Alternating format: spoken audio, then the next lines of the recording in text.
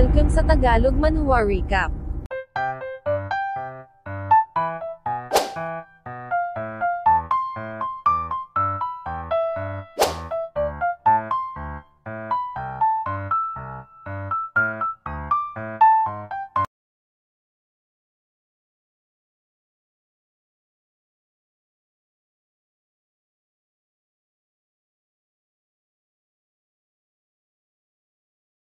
Paglabas ni Miss Chu sa Void ay agad siyang naghandang lumaban ngunit nagtaka siya ng mapansing tahimik na, napatanong kung ano ang nangyari at kung nasaan na yung mga assassin.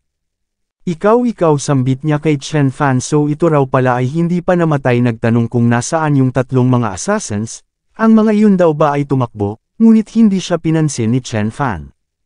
Hindi dagdag ni Miss Chu sa kanyang isip dahil bakit naman daw ba tatakbo ang mga iyon, hindi raw ba kaya na ang mga iyon ay pinatay ng taong ito, nang biglang dumating na ang hinihintay niyang rescue. Great Lady, bungad ni Uncle Zhao. Nagtanong kung ayos lang ba ito, bilis utos niya sa kanyang mga kasamahan, tawagin daw nila ang doktor ng Chu family. Ngayon din na nasa labas ng city ang kanilang Great Lady ay mayroong injury at maging maingat, check ang lokasyon ng mga assassins. Teka lang, saad ni Miss Chu sabay tingin kay Chen Fan. Ang taong ito raw ay nagkaroon ng implikasyon dahil sa kanya muntik na itong masawi. Siya na si Chu Xuanji ay ayaw na magkautang sa sino man, kaya Uncle Zhao siya raw ay umaasang makakapag-arrange sila ng compensation para sa taong ito na agad namang sinang-ayunan ni Uncle Zhao. Hasambit ni Chen Fan ayaw niya raw ng compensation nang biglang lumapit si Uncle Zhao sa kanya at nagsabing bibigyan niya ito ng tatlong choices. Una, maaari nila itong bigyan ng 100,000 spiritual stones. Pangalawa, maaari itong makapasok sa Chu family bilang third rank guard. At pangatlo, maaari niya itong i-recommend na makapasok sa Linyang Academy of Cultivation. Alin ang pipiliin nito? Gayunpaman, ipapaalala niya raw ritong ang mga bodyguards ng Chu family ay nahahati sa 5 ranks at kahit na sa 5th rank ay mayroong maraming nagko-compete para sa pwesto. Ipinagpatuloy ni Uncle Zhao ang patungkol dito. So tugon ni Chen Fan, so ang mga ito raw pala ay nagmula sa Chu family ng linyang. Kung ganun, ang pang-apat na opsyon ang pipiliin niya at yun ay ang umalis na ang mga ito rito ngayon din at wag dumihan ang kanyang mata. Idinagdag sa kanyang isip na sa kanyang nakaraang buhay siya ay mayroong personal grudges laban sa Chu family, ngunit sa timeline na ito ay patatawarin niya ang mga ito, mas maiging maging less involved. Hatugon ni Uncle Zhao sabay talikod sa kalaunay malalaman daw nito kung ano ang pinalagpas niya, ito ay magsisisi ng gusto at umalis na sila. Ilang sandali pa ay mayroong mga youngsters na dumating. Sinabi ng isa na hindi niya inaasahang makikita niya ang Great Lady ng Chu family rito. Idinagdag ng isa na yung babae kanina na napapaligiran ng mga guards ay si Chu Xuanji. Hindi raw ba? Pag-upo ng babae ay napatingin siya kay Chen Fan. That's great, sambit ni Miss Zhang Haiwen sa babaeng katabi ni Chen Fan. Umano'y ang Chu family ay isa sa mga leading families ng Linyang. Ano, patanong na sambit ng babae. Kung ganun, ano ang ginagawa nito sa Yishan? Tinawag na Yuer ni Miss Zhang ang babaeng katabi ni Chen Fan at nagsabing ito ay personal na binati ni Great Lady Chu. Yun din daw ay great. Sumagot si Miss Yuer na mapag-aalamang kabilang sa Chen family. Umano'y si Miss Chu ay classmate ng kanyang brother sa Tianan Senate, ilang beses na raw silang nagkita. Hasambit ni Gao Zending kay Miss Chen, Yuer ang brother daw nitong si Chen Hao ay talagang isang genius, ni hindi pa ito umaabot sa edad na 20 ngunit malapit na nitong mabuo ang kanyang Divine Grade Golden Core. Habang napapatingin sa babaeng katabi niya ay napasabi si Chen Fan sa kanyang isip na somewhat ang mukha nito ay mayroong pagkakahawig sa kanya, gayunpaman ang kanyang bloodline traceability secret art dito ay somewhat agitated. Chen Yu or Chen Hao, hindi raw ba kaya na ang mga ito ay kabilang sa kanilang family? Nang biglang nagtanong ang isa pa kay Chen Fan kung maaari niya bang makuha ang upuan nito, gusto niyang makatabi ang kanyang kaibigan ngunit mariin itong tinanggihan ni Chen Fan. Hahasambit ni Gao Zending, malamang gandang-ganda raw ito sa kanilang Yuer na umabot na sa puntong gusto niya itong i-take advantage. Hindi raw ba? Well, dagdag ni Shuyang, maaari naman daw itong lumipat sa kanyang upuan at siya na ang magbabayad sa tiket nito. Maaari din daw nitong magamit ang kanyang pangalan upang makastay sa anumang hotel na pag-aari ng Shu Group nang walang bayad. Ano raw ba kaya kung ganun? Ngunit sumagot lang si Chen Fan na hindi siya interesado. Fellow Taoist sabat ni Gao Zending ang damit daw na suot nito ay mukhang hindi nanggaling sa domain na ito, hindi raw ba kaya na ito ay nagmula sa labas. Oo, tugon ni Chen Fan, siya raw ay nagmula sa Little Heavenly Realm. Ganito ang sinabi ni Chen Fan dahil nasa ibang star realm na siya ngayon, malayo sa mga abandoned star realms, lalong-lalo na sa Middle Earth Star Realm at sa domain na ito, Little South Heavenly Realm ang tawag nila sa Middle Earth Star Realm. Alam ni Chen Fan ang patungkol dito dahil nakapunta na siya rito sa kanyang nakaraang buhay. Little South Heavenly Realm, pagtataka ni Shu yang sinabi ni Miss Chen Yuer na ang Little South Heavenly Realm ay isang wild planet array na malapit sa Heavenly South Planet Province. At dahil sa hindi sapat na spiritual energy na nasa star realm na iyon, kakaunti lang ang mga cultivators doon at besides, paano raw ba ito nakapunta rito? Hasambit ni Gao Zending kay Miss Chen Yuer, hindi raw ba't ang family nito ay nagmula rin sa isang wild planet array? Baka kilala raw nila ang taong ito, ngunit sinabi lang ni Miss Chen Yuer na ang kanyang old master Chen ay nagko-cultivate ng Thunder Sword, which is isang top immortal art. Iyon daw ay hindi nagmula sa isang mababang Little South Heavenly Realm. Bukod pa doon, ang kanilang Chen family ay mayroon lang iilang members. Patuloy na itinanggi ni Miss Chen Yuer ang idea na ang family nila ay nagmula sa Little Heavenly Realm at makalipas ang ilang sandali, narating na nila ang Yishan District. Matapos ang ilang sandaling paglalakad ay huminto si Chen Fan sa isang gate na mayroong karatulang nagsasabing Chen Dojo, perhaps ito na raw iyon. Matapos ang ginawa niyang pagtawid sa starry sky at paglalakbay sa layong tens of thousands na light years, sa wakas makikita niya na muli ang kanyang family nang biglang mayroong dumating. Yusambit ni Tuso, ang little brother daw ba na ito ay gusto ring sumali sa Chen Dojo? Sumagot si Chen Fan na maaari rin itong sabihin ng ganon. Idinagdag ng lalaki na ang Chen Dojo ay isa sa top 3 dojos ng Yishan District. Umano'y araw-araw ay hindi mabilang ang mga pumupunta rito umaasang matatanggap bilang disciple dahil although si Chen Huaiyan ay nasa peak lang ng Jindan level, minsan na nitong nahiwa ang isang Yuanying cultivator gamit ang kanyang espada na siyang naging dahilan upang makuha niya ang titulong Benlei Blade. Idinagdag na sa mga nagdaang ilang taon ay nasa 5 disciples lang ang tinanggap nito bilang mga direct disciples, ang mga iba ay tinuruan lang ng ilang palm techniques. Kaya kung gusto nitong maging disciple ng Chen Dojo at matutunan ang true transmission of the sword, kailangang ito ay at least nasa upper grade na ng Golden Core at bukod pa dun dapat ito ay dumaan na sa hindi mabilang na mga tests. Well, maging honest na raw ito ay pumunta rin dito upang makita ang young lady, hindi raw ba? Ha, anong young lady? Tugon ni Chen Fan. Kumislap ang lalaki at nagsabing ang tinutukoy niya ay ang anak na babae ni Master Chen. Ito raw ay napakaganda hindi lang sa panlabas na anyo kundi pati na rin sa personality. Bukod pa dun ito ay wala pang nobyo, isang ideal perfect girlfriend. Hey look, dagdag niya kay Chen Fan ng mapansing mayroong mga dumating, narito na raw ang tinutukoy niya.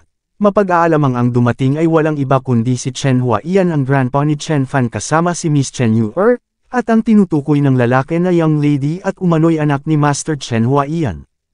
Siya nga pala sa puntong ito tinatayang mga nasa 18 hanggang 20 taon na magmula nung maglaho sa Earth si Grandpa Chen, Kiyong Anya at mga magulang ni Chen Fan. Anti-saad ni Miss Chen Yuer, nakuha niya raw ang first place sa Xiaotangshan trial, kaya ngayon kailangan daw nitong makipaglaro sa kanya at bilhan siya ng masarap na pagkain. Okay, tugon ni Lady Chen nang biglang matuon ang tingin ni Grandpa Chen sa ating bida.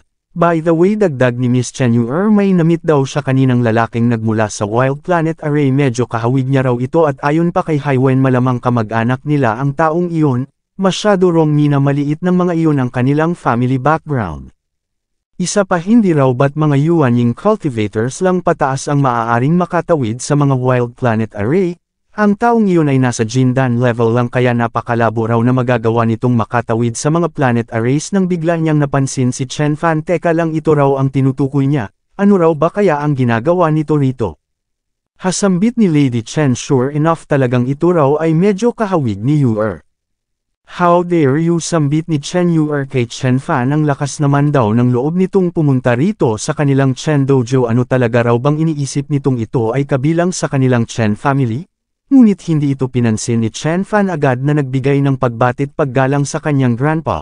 Grandpa, siya raw ay narito na. Good, pangiting tugon ni Grandpa Chen, mabutit narito na raw ito. narito na ang dragon ng kanilang Chen family na siyang ikinabiglan ng tatlo. Ano sambit ni Lady Chen ang dragon ng kanilang family? Xiao Fan dagdag ni Grandpa Chen sabay lapat ng kamay sa mga balikat ni Chen Fan mabutit ito raw ay narito na siya raw ay nagagalak na pumunta ito rito, ang buong akala niya hindi niya na ito muling makikita pa sa magpakailanman. Well tugon ni Chen Fan kasalanan niya raw dahil na-delay siya ng 10 taon sa Tianhuang at pagbalik niya sa Earth natuklasan niyang sila ay kinuha na ng kanyang master. Gayunpaman nagka-delay pa rin daw siya mula doon dapat pumunta raw siya ng mas maaga. Hatugon ni Grandpa Chen tinatawag nitong master ang immortal ancestor talaga raw bang ito ay related sa immortal ancestor? Pumasok na raw muna sila sa loob na lang nila pag-usapan ang patungkol dito.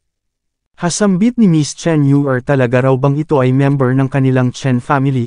Pagpasok nila sa loob ng dojo ay bumungad sa kanila ang ilang mga disciples na nagkakaroon ng training na palingon ng isang direct disciple na patanong kung sino ito, at sinabi naman ng isa pa na hindi niya pa ito nakikita noon. Pinaupo ni Grandpa Chen si Chen Fan sa main seat ngunit mariin niya itong tinanggihan, kaya ipinakilala na lang ni Grandpa Chen ang tatlo. Umano'y ang isa ay ang kanyang 4th disciple na si Feng Yunsheng ang isa ay ang kanyang 5th disciple na si Cao Chenjun, habang ang isa naman ay ang kanyang anak na si Chen Yuer at kilala rin ng lahat bilang kanyang 6th disciple. Idinagdag na ang kanyang 1st disciple ay wala rito dahil ito ay sumali sa army, ang 2nd disciple niya naman ay naglakbay sa malayo, at ang kanyang 3rd disciple ay umuwi sa kanila upang bisitahin ang kanyang family makikita niya raw ang mga iyon kalaunan. Ipinakilala naman ni Grandpa Chen si Chen Fan sa lahat ito raw ay ang eldest brother ni Xian ito ay si Chen Fan, ang founder at spreader ng Baekhyong sect at ng kanilang Chen Dojo. Sa madaling salita si Chen Fan ay ang kanyang master, kaya ang mga ito raw ay magpaabot ng paggalang kay Chen Fan. Ano sambit ni Lady Chen eldest brother ni Xian nagtanong si Cao Chenjun kung gusto ba ni Master Chen na kilalanin nila ito bilang patriarch? Ano dagdag pa ni Feng Yunsheng ang ancestor ng Chen Dojo ay ganito lang. Master patanong na saad ni Cao Chenjun talaga raw bang ito ay worthy na kilalanin nila bilang patriarch? Grandpa dagdag ni Miss Chen Yuer nagtanong kung ito ba ay nagbibiro. Ngunit ang taong ito raw ay isa lamang Jindan cultivator. Tinanggihan ni Chen Fan ang gustong mangyari ng kanyang grandpa ang mga ito raw ay sarili niyang mga disciple kaya ang gusto nitong mangyari ay hindi appropriate. Ngunit sumagot lang si Grandpa Chen na ito lang ang bukod tanging master ng Baekhyong sect at ang Chen Dojo ay maituturing lamang na subordinate ng Baekhyong kaya nararapat lang na ito ay irespeto ng mga ito. Lumingon siya sa mga disciples pasigaw na nagtanong kung nakalimutan na ba ng mga ito ang etiquette na itinuro niya. Ano ganito raw ba nila etatrato ang ancestor na nagpasa sa kanila ng Dharma laws? Thus lumuhod na nga ang lahat ng mga disciples at nagpaabot ng paggalang. Napasabi si Grandpa Chen sa kanyang isip na mukhang sa Jindan cultivation na mayroon si Chen Fan hindi nito masusuppress ang mga taong ito. Mukhang kailangan niya munang stabilize ang foundation ng Chen Dojo bago niya ito tuluyang ibigay kay Chen Fan. Makalipas ang ilang sandali ay maririnig ang usapan ng mga disciples. Sinabi ng isa na si Big Brother ay nasa yuanying level na ngunit ito ay napaka-respectful kapag ka nakikita nito ang master, habang ang Chen Fan na iyon na hamak lamang na Jindan level ay umuupo ng equal footing sa master sila raw ay hindi kumbinsido. 4th brother 5th brother nagtanong kung ano ang tingin ng mga ito. Hatugon ni Cao Chenjun iyon daw ay isang hamak lamang na clown wala silang dapat na ipag-alala. Hindi umimik si Feng Yunsheng, habang sa loob naman ay makikitang umiinom ng tsa ang apat. Sinabi ni Lady Chen kay Chen Fan na ito ay palaging ibinibida sa kanila ng matanda palagi nitong sinasabi na ito ay ang siyang pinakamalakas na tao ng Chen family sa loob ng 1,000 taon at sinasabi pa raw ni Grandpa Chen na ang natural talent na mayroon si Wu ay hindi may kukumpara kay Chen Fan. Hasabat ni Miss Chen Yuer ito raw ay hindi worthy na may kumpara sa kanyang brother. Ang kanyang brother Wu ay wala pa sa 20 taong gulang ngunit naabot na nito ang divine grade ng golden core level. Maging ang ancestor nga raw ng Chu family ay pinupuri ang kanyang brother Chen Wu sa pagkakaroon ng pastora ng isang divine son ng isang imperishable sect. Mapapansin ang reaksyon ni Chen Fan na pasabi sa kanyang isip na mukhang si Yuer ay kulang na kulang pa sa experience ang vision nito ay masyado pang napakakitid. Sigaw ni Grandpa Chen na siyang nagpa-flinch kay Miss Chen umano'y ito ay ang eldest brother nito kaya paano nito nasasabi ang mga ganitong bagay. Xiao Fan sabat naman ni Lady Chen nagtanong kung papaano ito nakapunta rito. Sumagot si Chen Fan na pagkatapos niyang bumalik sa Earth ay binura niya ang lahat ng mga foreign forces, pinutulan ng ulo ang napakaraming mga Divine Prince, nirepel ang invasion ng 7 great sects sa Earth at pinatay ang Treading Sky Divine Deity na si Lord Tatian. Isinaayos niya muna ang buong Middle Earth domain bago siya tuluyang tumawid sa karagatan ng mga bituin papunta rito. Makikita ang reaksyon ng tatlo pinatay ang mga Divine Prince Divine Lord at tumawid sa karagatan ng mga bituin ng mag-isa. Napasabi si Lady Chen sa kanyang isip na although ang cultivation nito ay nasa Jin Dan pa lang, ang skills naman nito pagdating sa pagyayabang ay nasa Divine level na. Sinabi ni Grandpa Chen na ang pinakamakapangyarihan sa linyang ay ang Grand Commander, isang Great Divine Lord, at ang mga Divine Prince o Holy Sons ng mga unperishable sects ay napakalayo mula sa kanila. Habang nagtanong naman si Miss Chen kay Chen Fan kung ito ba ay isang novelist, paano raw nangyaring ganito kahusay ang imahinasyon nito ngunit hindi na ito pinansin ni Chen Fan. Anyway, saad niya kay Grandpa Chen hindi niya raw mahanap ang mga ito nung bumalik siya sa Earth ngunit nahanap niya ang kanilang lokasyon sa pamamagitan ng Bloodline Traceability Secret Art, kaya nagmadali siyang tumungo rito. Fan sambit ni Grandpa Chen, tinawag daw nitong Master ang Immortal Kang Ching kanina, ano raw ba ang koneksyon nito doon? Ngunit sumagot lang si Chen Fan na bago yun nasaan daw ba ang kanyang mga magulang at Sister Anne? Bakit hindi niya nakikita ang mga iyon at tila wala ring bumabanggit sa kanila rito? Pati na si Hua Yunfeng at Zai Yan, nasaan ang mga iyon? Sumagot si Grandpa Chen na si Anya ay wala rito habang ang ama at ina naman nito ay bigla na lang naglaho matagal na panahon na, at hindi niya mahanap ang mga ito at idinagdag naman ni Miss Chen na siya ay natatakot na baka mayroong nangyaring masama sa kanila. Hindi tugon ni Chen Fan, nararamdaman niya pa rin ang kanilang mga life scent sa pamamagitan ng secret arts, ang mga iyon ay buhay pa, at hahanapin niya ang mga iyon soon. Natuwa si Grandpa Chen nang marinig ito, habang si Miss Chen ay hindi kumbinsido, iniisip niya pa rin si Chen Fan ay nagyayabang lang. Ibinalik ni Grandpa Chen ang tanong patungkol sa Immortal Kang Ching, nagtanong kung sino ba talaga ang nilalang na iyon at ano ang koneksyon nito doon. Hasambit ni Miss Chen ang lakas naman daw ng loob ng taong iyon na lagyan ng immortal ang kanyang pangalan, iwan ko sa babaeng ito, sarap kaltukan. Sinabi ni Chen Fan na ang Thunder Hell Divine Blade, True Martial Fist at 36 Fist of Xinwu Martial Arts na itinuro niya kay Grandpa Chen ay itinuro ng Kang Ching Immortal. Ang Kang Ching Immortal ay nagmula sa True Martial Immortal Sect na kilala rin bilang Xinwu Sect. Heavens, sambit ni Grandpa Chen sa kanyang pagkabigla, ang sect daw na iyon ay kabilang sa 9 Great Immortal Sects na nasa top ng universe. No wonder kaya raw pala wala pa siyang ibang nakikitang art na comparable sa kanyang Thunder Hell Divine Blade at True Martial Fist. Ano sabat ni Miss Chen nagtanong sa kanyang grandpa kung ano ang True Martial Sect, ngunit sumagot lang si Grandpa Chen na sasabihin niya na lang dito sa susunod kapag nagkaroon siya ng pagkakataon. Idinagdag kay Chen Fan na wala siyang alam kung nasaan si Anya, Hua Yunfeng at Zai Yan. Sa nagdaang 20 taon siya ay naghanap at nagsiyasat patungkol sa kanilang ngunit wala siyang nahanap, pero sa tingin niya, at least ang mga iyon ay wala sa Tianan Planet. Hasambit ni Chen Fan sa kanyang isip, hindi raw ba kaya na hindi lang ang Xinwu Sect ang nag-nurture ng mga immortal fetus, nag-intervene din daw ba ang ibang mga sekta? Mukhang ang 9 greatest sects daw ng universe ay mayroong kinalaman sa bagay na ito, hindi niya ito maaaring itolerate. Sa sumunod na araw kasama si Lady Chen at Miss Chen ay tumungo sila sa Underground Martial Arts Arena. Sinabi ni Lady Chen na ang Underground Martial Arts Arena ay mayroong iba't ibang mga fighting arenas, kabilang narito ang Cultivating Practitioners Fighting Arena, Human and Animal Killing Arena, at ang arena na ito ay nag-i-involve din ng sugal. Anti-sabat ni Miss Chen narito raw siya upang makipaglaro kay Haiyun at Zenting, kaya bakit pa raw nito dinala ang lalaking ito rito, ito raw ay nakakahiya. Ngunit sinundot lang siya ni Lady Chen, ang lakas naman daw nitong magsalita ng ganito, ito nga raw ang ayaw na papuntahin ng grandpa nito rito at kaya siya narito upang bantayan ito nang biglang dumating si Miss Zhang at ang iba pa. Saad ni Miss Zhang, talaga raw bang brother nito ang isang ito? Ito raw ay isa lamang Jindan cultivator.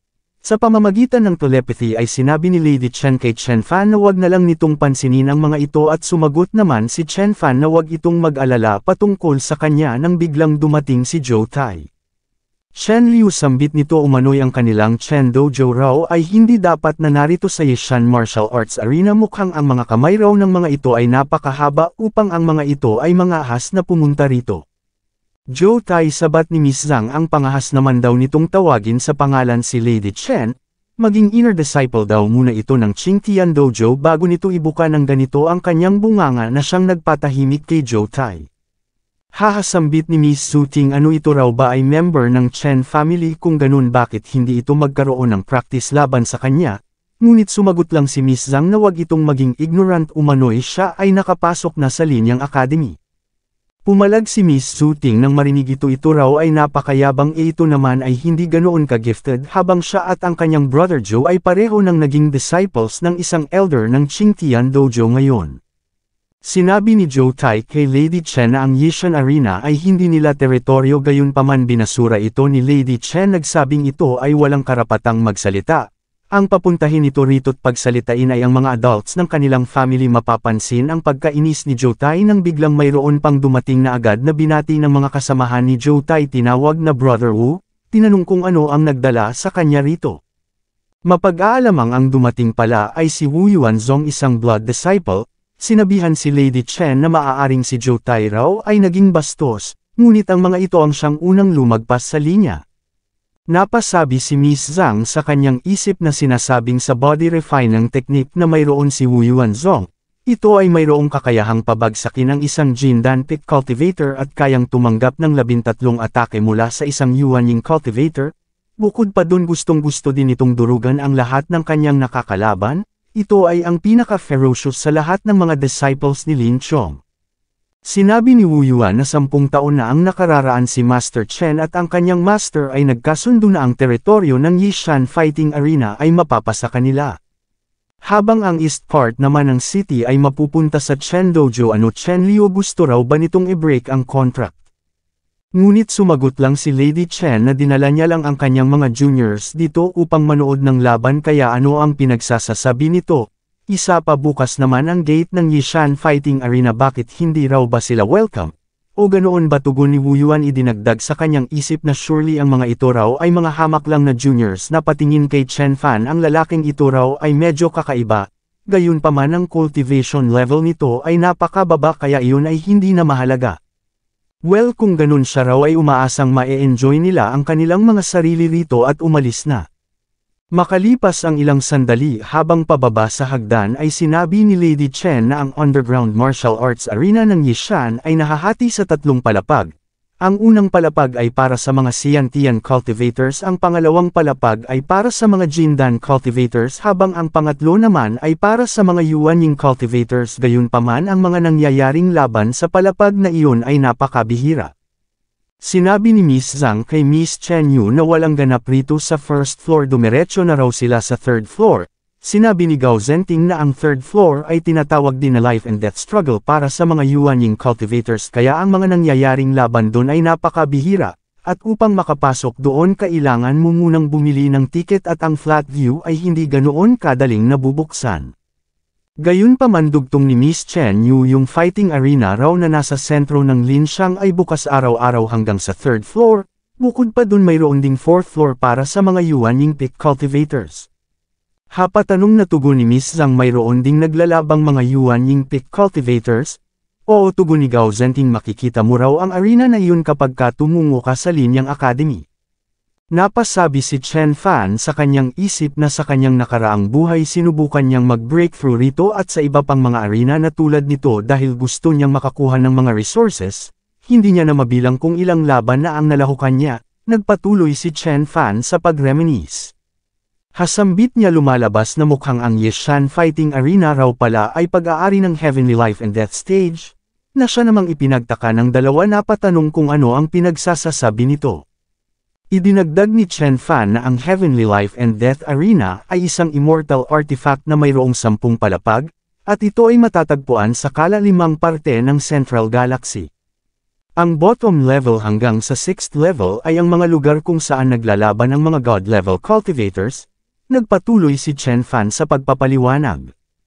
Ano sambit ni Miss Chen Yu sa kanyang pagkabigla immortal weapon at god level, habang nagtanong naman si Miss Zhang kung ano ang meron sa iba pang mga palapag. Sumagot si Chen Fan na ang 7th floor ay ang void para sa mga saints, ang 8th at 9th floor ay para sa mga true immortals, habang ang nasa 10th floor naman, hindi na nila kailangang malaman pa kung ano ang nandoon. Idinagdag ni Chen Fan na malamang ang fighting arena na ito ay branch lamang ng organization na namamahala sa Heavenly Life and Death Arena, isang venue na provided para sa mga cultivators na gustong makipaglaban upang mag-improve. Hahatugon ni Miss Zhang, Heavenly Life and Death Arena iyon daw ay napaka-ridiculous. Paano raw ba nakakagawa ng ganito kahusay na kwento ang isang tao na nagmula lang sa isang hamak na Wild Planet Array, ngunit tumalikod lang si Chen Fan at nagsabing nasa sa kanila na kung maniniwala sila o hindi. Napasabi si Gao Zhenting sa kanyang isip na although hindi niya pa naririnig ang patungkol sa Heavenly Life and Death Arena talaga rong mayroong heavenly power sa likod ng Yishan Fighting Arena. Hindi raw ba kaya na ang sinasabi nito ay totoo? Mula doon ay tumungo na sila sa 2nd floor ng fighting arena kung saan hinamon ni Miss Zuting si Miss Zhang, na agad namang sinang-ayunan nito. Hayyun, pighil ni Miss Chen Yu, narito lang daw sila upang manood ng laban, wag na lang daw nitong pansinin ang babaeng iyon. Ngunit mariin itong tinanggihan ni Miss Zhang at nagparinig pang hindi siya tulad sa iba dyan na ang paggawa-gawa lang ng kwento ang alam. Ilang sandali pa ay umakyat na sila sa ring. Agad na naghamon ng 5 milyong spiritual stones na pusta si Zhou Tai.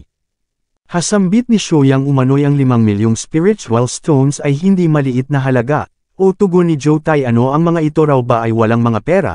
Hahatugon ni Gao Zhenting, nagtanong kung ano ang pinagsasasabi nito at nagsabing siya ay pupusta ng isang celestial pill para kay Miss Zhang Haiyun. Idinagdag naman ni Shouyang na hindi siya nagkukulang sa pera, agad na tinanggap ang pusta ni Zhou Tai at sinabi naman ni Miss Chen Yu na naniniwala siyang si Haiyun ang mananalo kaya pupusta rin siya kay Haiyun. Sinabi ni Lady Chen kay Chen Fan na siya ay isang elder ng Chen family kaya hindi siya maaaring sumali sa ganitong mga bagay, ngunit si Chen Fan, gayunpaman agad itong pinutol ni Chen Fan sa pamamagitan ng pagsabing hindi siya sasali sa mga ganitong bagay. Hahasambit ni Zhou Tai, well, naiintindihan niya raw, syempre ang Chen family ng mga ito ay napakahirap kung ikukumpara sa kanilang Qingtian Dojo. Mapapansin ang tingin na ibinigay ng dalawa kay Chen Fan, napasabi sa kanilang isip na ito ay mahirap at salat. Kumonsulta si Miss Chen Yu kay Gao Zhenting kung sa tingin ba nito mananalo si Miss Zhang laban kay Zhu Ting. Umano'y siya ay pumusta ng isang celestial pill para kay Miss Zhang. Gayunpaman naalala niyang magmula pa pagkabata ay naglalaban na si Miss Zuting at Miss Zhang sa isa't isa at kailanman ay hindi natalo si Miss Zhang kahit na isang beses, at isa pa si Zuting ay nasa beginner ng Xiantian level pa lang habang si Miss Zhang ay nasa peak na ng Xiantian level. Nagsimula na ang laban at walang magawa si Miss Zuting kundi ang dumipensa. Gayunpaman nagtataka si Gao Zhenting dahil napaka-obvious na raw na si Miss Zhang ang mananalo, ngunit hindi nagpapanik si Zhou Tai. Mas lalo pang lumala nang mapatingin siya sa ekspresyon ni Zhou Tai. Sinabi ni Chen Fan na ang mananalo ay decided na, at nang umatake na nga si Miss Zuting ay agad na tumilapon si Miss Zhang at hindi tumigil sa pag-atake si Miss Zuting kahit na nasa sahig na si Miss Zhang. Hahasambit ni Zhou Tai, nagtanong kung sino ang nagsabi sa kanila na nasa Xiantian level pa rin si Zhou Tai. Ito raw ay matagal nang nag-breakthrough patungo sa Jindan level. Hasambit ni Shouyang, ito raw ay pandaraya, maliwanag na nung umakyat si Zuting kanina sa stage ito ay nasa Xiantian level lang, at idinagdag ni Gao Zhenting na ang rules sa palapag na ito ay dapat na ang maglalaban ay nasa parehong cultivation realm. Ito raw ay pambubuli sa mahihina, isa pa sinadya nitong esuppress ang kanyang cultivation bago pa magsimula ang laban. Ito raw ay kawalang hiyaan. Agad na umakyat sa ring si Miss Chen Yu sa kanyang pag-aalala, dali-daling lumapit kay Miss Zhang, nagsummon ng coat isinuot kay Miss Zhang, nagsabing wag na itong mag-alala patungkol sa bagay na ito, bumalik na lang daw sila upang magpahinga. Zhang Haiyun, sambit ni Miss Zuting, ito raw ay natalo sa kanya kaya magmula ngayon ito ay hindi na worthy na may kumpara sa kanya, napaubo lang ng dugo si Miss Zuting. Napasabi si Chen Fan sa kanyang isip na ito ay tinatawag na self-inflicted abuse, wala itong kinalaman sa kanyang family, kaya hindi na rin siya makikialam pa, at agad na lumapit si Zhou Tai kina Shouyang upang maningil. Hindi sigaw ni Shu yang maliwanag daw na dinaya sila ng mga ito, agad naman itong sinuportahan ni Gao Zenting. Ano sambit ni Zhou Tai, sabay release ng energy umano'y ang mga ito ay ayaw tumanggap ng pagkatalo. Hasambit ng isa, sinasabi niya na nga raw ba ang mga nasa Chen Dojo ay mga pulubi at sure enough ngayong natalo ang mga ito ayaw nilang tanggapin. Idinagdag ng isa na talagang ganito raw talaga ang mga taga Chen Dojo. Ganito rin ang ginawa ni Chen Huaiyan noon nung ito ay matalo sa kanilang Pavilion Master ilang taon na ang nakararaan. Tama na sigaw ni Lady Chen, nagsabing ang mga ito ay walang karapatang magbigay ng kritisismo laban sa kanilang Chen Dojo kung nanalo o natalo man ang kanyang ama noon, ang mga ito ay walang karapatang mag-judge. Maaari nilang bayaran ang pusta, ngunit ang magic weapon na ginamit ni Zhu Ting ay ang kanilang unique na Zuan Yuan Shield. Hindi raw ba mayroong nagsadyang mag-store ng magic power sa Zuan Yuan Shield upang ito ay magamit ni Zhu Ting sa pagtago sa kanyang cultivation, nag-release ng matinding divine energy at idinagdag na ang Qingtian Dojo ng mga ito ay kailangang magpaliwanag. Mapapansin ang reaksyon ni Chen Fan. Ano sambit ni Zhou Tai, ano gusto raw ba nitong mambuli ng mga junior, nang biglang dumating ang isang individual.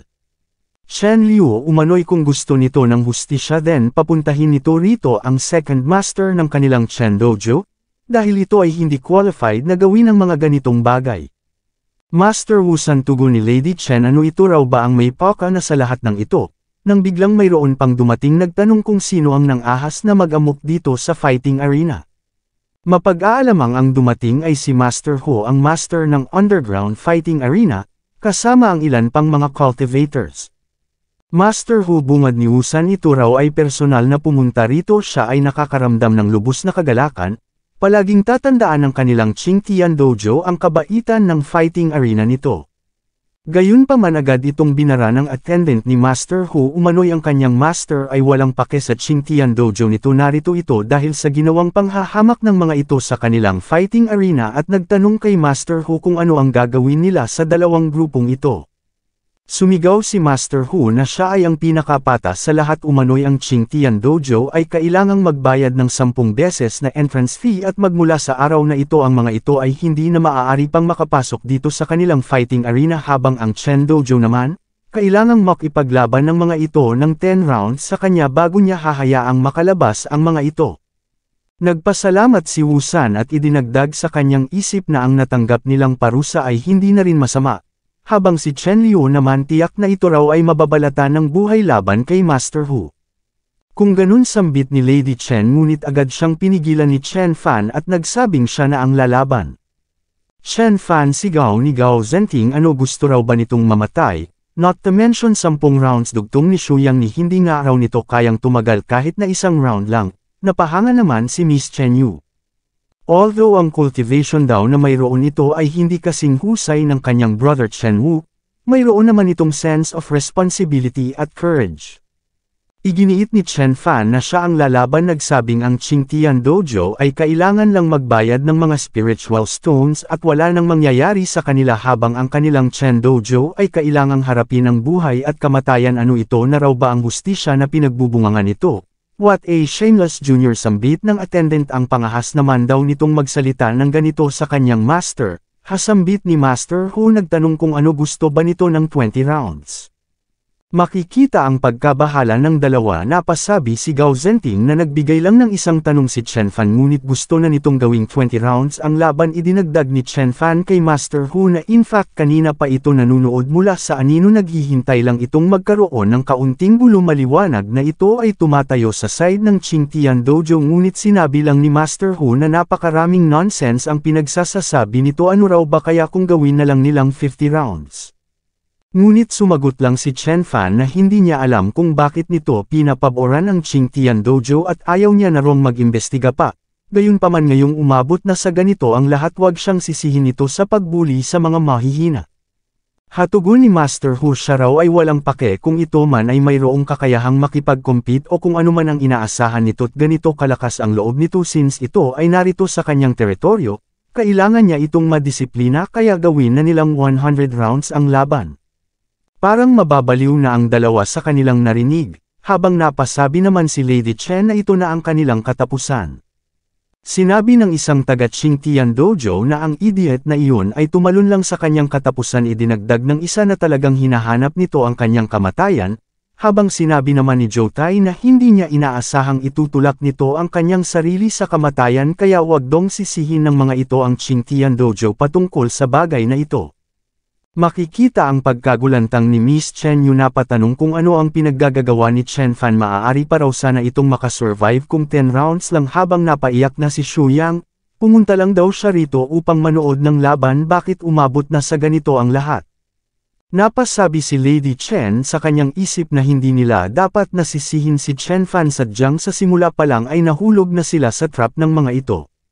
Okay, sambit ni Master Ho kay Chen Fan, tumigil na raw ito sa pagsasalita ng nonsense at umakyat na sa ring na agad namang ginawa ni Chen Fan.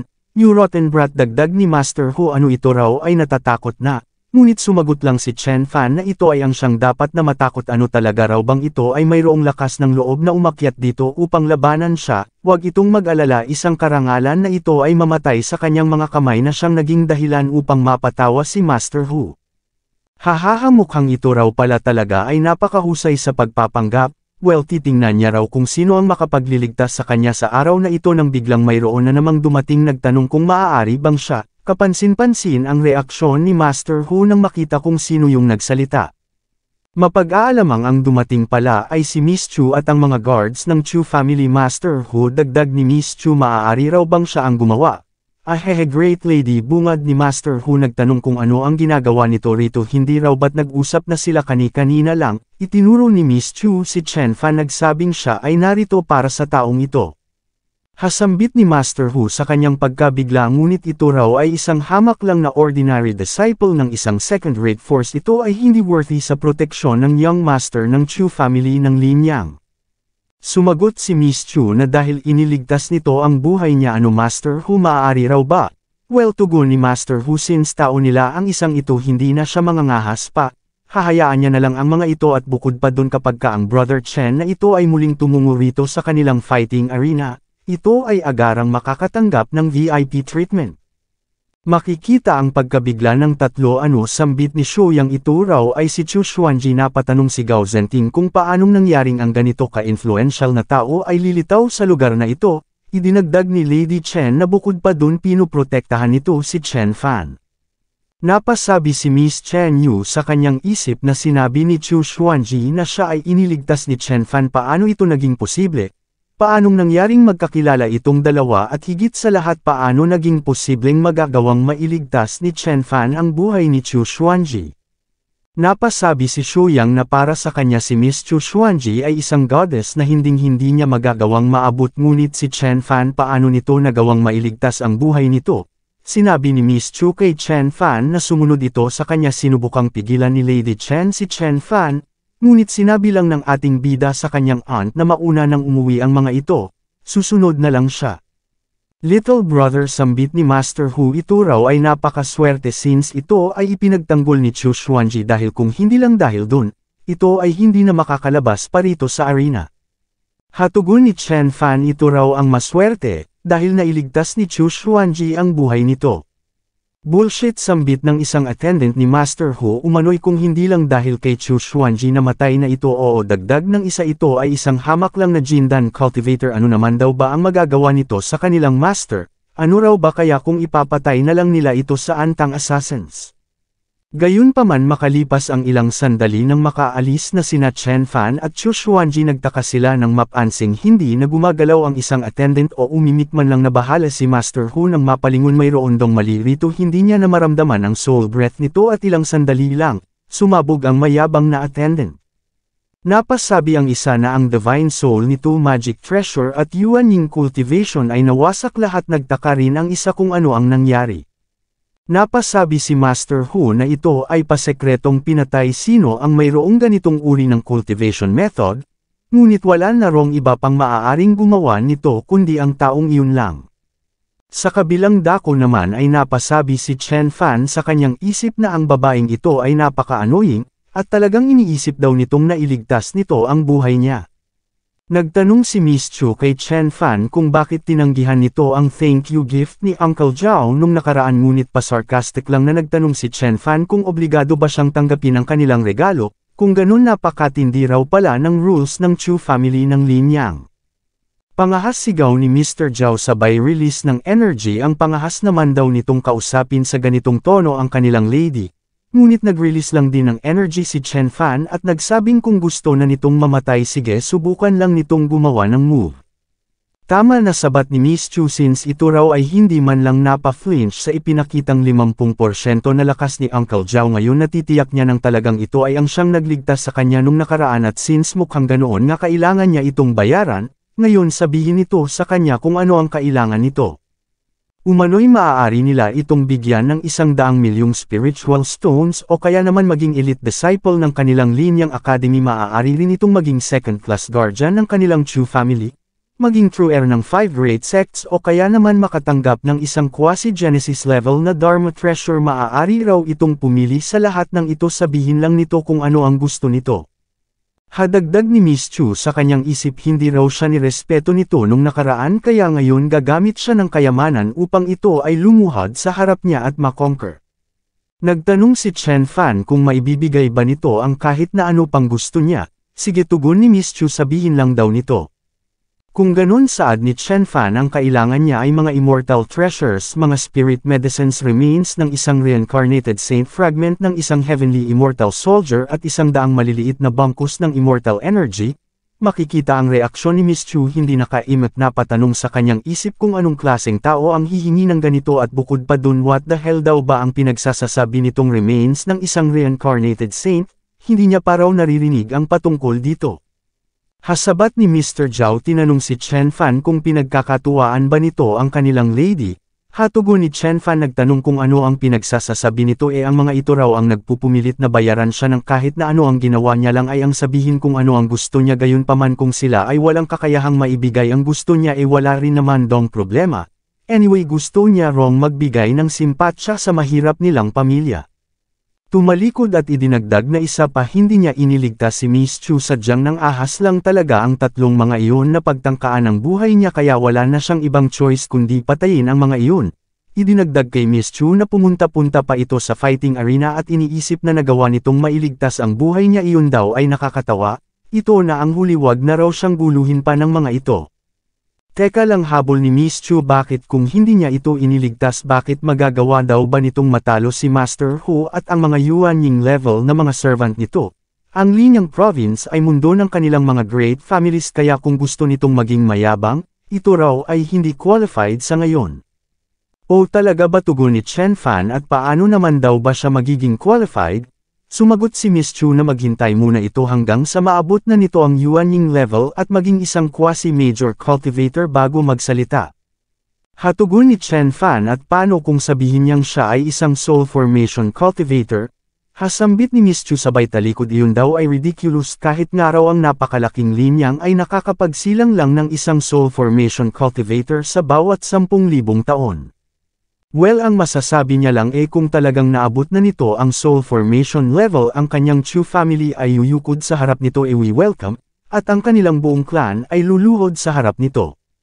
Nagpatuloy sa pagbigay ng mga sarcastic na pahayag si Miss Chu at idinagdag na wag itong managinip ng gising. Hasambit ni Chen Fan sa kanyang isip, managinip ng gising, siya raw ay isang Yuanying cultivator ng Immortal Realm, isang cultivator na mayroong kakayahang durugan ang kaluluwa ng mga soul formation cultivator sa buong universe. Sa Chen Dojo naman ay pinipigilan ni Cao Chenjun si Grandpa Chen Master, ito raw ay injured, kailangan nitong magpahinga. Hindi pa nito maaaring gamitin sa ngayon ang Purple Pole Demon Blade dahil sa tuwing ginagamit niya ito ay nagdudulot ng matinding toll sa kanyang katawan. Ano, gusto raw ba nitong mamatay para lang sa kapakanan ng kanyang napakahinang apo? Gayunpaman sumigaw lang si Grandpa Chen na wag siya nitong pigilan, makikita ang pag-aalala ng dalawa nang biglang dumating na si Chen Fan. Patakbong sumalubong si Lady Chen, tinanong si Chen Fan kung ayos lang ba ito. Chen Fan, sigaw ni Cao Chenjun, umano'y dahil dito ini-ignore ng kanilang master ang kanyang injury, gustong sugurin si Master Hu para lang sa kapakanan nito, wag na raw uli itong pumasok pa sa gulo. Ano, sambit ni Chen Fan, tinanong ang kanyang grandpa kung injured ba ito. Sumagot si Grandpa Chen na ito ay ang dati niya ng injury na sadyang nangungulat lang paminsan-minsan, kailangan niya lang daw itong i-recuperate. Agad na inactivate ni Chen Fan ang kanyang eye prowess, at napag-alamang sa kasalukuyan ay 30% lang ng kapangyarihan ng kanyang grandpa ang maaari nitong magamit, mukhang ang bagay na ito ay hindi kagagawan ng isang ordinaryo lang na Yuanying cultivator. Sinabi ni Chen Fan sa kanyang grandpa na ang Thunderlight na namumuo sa internal organs nito, kung naroon lang siya nung mangyari ito madali niya lang itong matatanggal, ngunit sa ngayon ang gamutin ito ay medyo mahirap. Ayos lang yun Xiao Fan, tugon ni Grandpa Chen sabay tawa, talagang ayos lang daw siya. Well, speaking of which, talaga raw bang iniligtas nito ang buhay ni Miss Chu? Sumagot si Chen Fan na wala iyon at ikinwento ang buong pangyayari. Makalipas ang ilang sandali ay napasabi si Miss Chen Yu na ang lalaking ito ay napakaswerte at nagawa nitong makaibigan ang Chu family. Sinabi ni Grandpa Chen na ang kabaitan ng Chu family ay isang napakahalagang bagay. Sa isang critical moment at hindi kaaya-ayang sitwasyon ay nailigtas ng Chu family ang buhay nito sa pamamagitan lang ng isang kataga. By the way, dagdag ni Grandpa Chen, sa kanyang mga disciples siya raw ay nakipagkasundo na kay President Wang ng Linyang Academy na si Xiao Fan at si Yu Er ay magiging exempted mula sa test at agad na makakapasok ng magkasama sa Linyang Academy, upang sila ay magkaroon ng tsansang maka-advance sa Tianan Upper Academy. Ngunit tugon ni Chen Fan, ngunit ayaw niya rong mag-aral sa Linyang Academy. Napareact si Miss Chen Yu, ano grandpa, hiningi na nito ang favor kay President Wang. Master, sabat ni Cao Chenjun, hindi raw ba't nangako na si President Wang na ang pabor na utang nito ay babayaran niya sa pamamagitan ng pag-promote kay Yu Er sa upper court sa hinaharap, paanong nangyaring ibinigay niya ito kay Chen Fan? Tama, dagdag ni Lady Chen, dapat idiniskas daw muna nito ang patungkol sa bagay na ito sa kanila. At idinagdag sa kanyang isip na ito ay napakabayas patungo kay Chen Fan. Gayunpaman sumagot lang si Grandpa Chen na ang bagay na ito ay settled na kaya wala na silang magagawa pa kahit na ano pa ang sabihin nila. Napaiyak si Miss Chen Yu. Chen Fan, sigaw niya, hate na hate niya raw ito, dapat namatay na lang daw ito doon sa arena, tumakbo palabas. Well, kung ganun, saad ni Lady Chen kay Chen Fan, kung ganun tumungo daw ito doon sa Linyang Academy kasama si Yu Er ilang araw mula ngayon, bukod pa dun pagpasensyahan na lang daw nito si Yu Er. Matagal na raw kasing inaasam ng babaeng iyon na mapupunta sa kanya ang pabor na ibibigay ni President Wang, kaya ganoon ang reaksyon nito, habang napasabi naman si Chen Fan sa kanyang isip na ngunit talaga rong wala siyang pake sa Linyang Academy. Makalipas ang ilang sandali ay napasabi si Chen Fan sa kanyang isip na patungkol sa injury ng kanyang grandpa, iyon ay mayroong 3 paraan upang magamot. Una ay ang mag-breakthrough ito patungo sa Yuanying level nang ma-reshape ang katawan nito, gayunpaman dahil sa Thunderlight na nasa loob ng katawan nito, mayroong napakalabong porsyento na iyon ay mangyayari. Ang pangalawang paraan ay ang kunin niya ang mga methods ng Thunderlight Master at ipapractice ito sa kanyang grandpa upang ma-refine nito ang Thunderlight, gayunpaman ayaw nitong sabihin kung papaano ito nagkaroon ng ganitong injury. Kung kaya wala na siyang iba pang choice kundi gamitin ang pangatlong paraan, at iyon ay ang mag-refine ng isang Thunder Divine Pill. Umano'y naaalala niyang sa kanyang nakaraang buhay mayroong lilitaw sa linyang na isang Master of Medicine at iyon ay lilitaw sa puntong ito. Agad na lumipad si Chen Fan patungo sa isang partikular na lugar, idinagdag sa kanyang isip na patungkol naman sa iba pang mga mahahalagang medicines. Maaari niya itong ipaubaya kay Master Hu, tiyak na sa sandaling ito alam na nito kung papaano namatay ang kanyang servant. Ngunit actually ang main ingredient daw upang mabuo ang pill na binabalak niyang buuin ay hindi isang medicine, kundi isang primordial thunder spirit na nabuhay na sa loob ng 300,000 taon. Pumasok si Chen Fan sa isang void na tinatawag na Linyang's Great Atmosphere. Ang lugar na ito ay nahahati sa 3 layers. Ang unang layer ay ang wind layer, kung saan nagkukubli ang lahat ng mga uri ng spiritual medicines. Upang makapasok dito, kailangang ang iyong cultivation level ay at least nasa peak na ng Jindan. Sa layer na ito, ang divine consciousness ng isang cultivator ay ma-o-oppress ng walang katapusang napakatinding hangin. Ang lugar din na ito ay napakahirap para sa mga great families na i-monopolize. Ang pangalawang layer ay ang fire layer. Upang makapasok dito, kailangang ikaw ay isang Yuanying cultivator. Ang layer na ito ay ang Holy Land ng mga fire cultivator. Ito ay nasa ilalim ng kontrol ng mga great families ng Linyang. Ang pangatlong layer naman ay ang Thunder Prison layer kung saan nagre-require ng quasi-mighty level cultivation upang makapasok, ang primordial Thunder Spirit ay dito matatagpuan. Sinabi ni Chen Fan na siya ay isang Yuan Ying cultivator ng Immortal Realm kaya ang kanyang Immortal Will ay mayroong kakayahang mag-cover ng daan-daang milya, kaya niyang makahanap ng kahit na gaano karaming mga elixirs dito na gusto niya na maituturing na imposible para sa iba. Sa Wind Layer ay may nakita si Chen Fan na grupo ng mga 7-star Dragon Eel, binilisan ni Chen Fan at idinagdag na mayroon lang kaunting trace ng Dragon Blood sa mga ito ngunit kung maraming bilang ang makukuha niya, ito ay sapat na upang siya ay makagawa ng Dragon Blood Pill para sa kanyang grandpa upang ma-increase ang physique nito, at mapigilan ang paglala ng destructive Thunderlight na nasa kanyang internal organs. Sa isang dako ay makikita ang isang flying ship at sa loob ng flying ship, ay lulan ang ilang mga cultivators. Grandpa sambit ni Zong Ziming habang busy ang kamay sa kanyang babae ang Wind Layer daw na ito ay napaka-boring tumungo na sila sa Thunder Prison Layer, upang makita nila ang paghuli ng kanilang ancestor sa Ancient Thunder Spirit. Hasabat ni Miss Zong Yaoyao na gagawa nga lang daw nitong makastay rito sa Wind Layer dahil sa ito ay protected ng Divine Spell tapos gusto pa nitong tumungo doon sa Thunder Prison Layer. Sister tugon ni Zong Ziming nagtanong kung ano ang pinagsasasabi nito siya raw ay ang number 1 cultivator ng Linyang Academy. Hatugon ni Miss Zong Yaoyao nagtanong kung ano naman daw ba ang silbi nun, umano'y ang lahat ng mga geniuses ng Linyang ay nasa sa Tianan Upper Academy na at yung mga naiwan ay yung mga mayroon lang average na qualifications, at nagtanong kung nakalimutan na ba nito ang kahihiyang natamo nito nung ito ay matalo kay Chen Hao. Hahahatugon ni Zong Ziming umano'y si Chen Hao ay isang rare genius na lumilitaw lang bawat 1,000 taon kaya ano naman daw ba ang magagawa niya dun? At isa pa sa tingin niya ay walang sino man sa Tianan Upper Academy ang mayroong kakayahang makatalo sa taong iyon.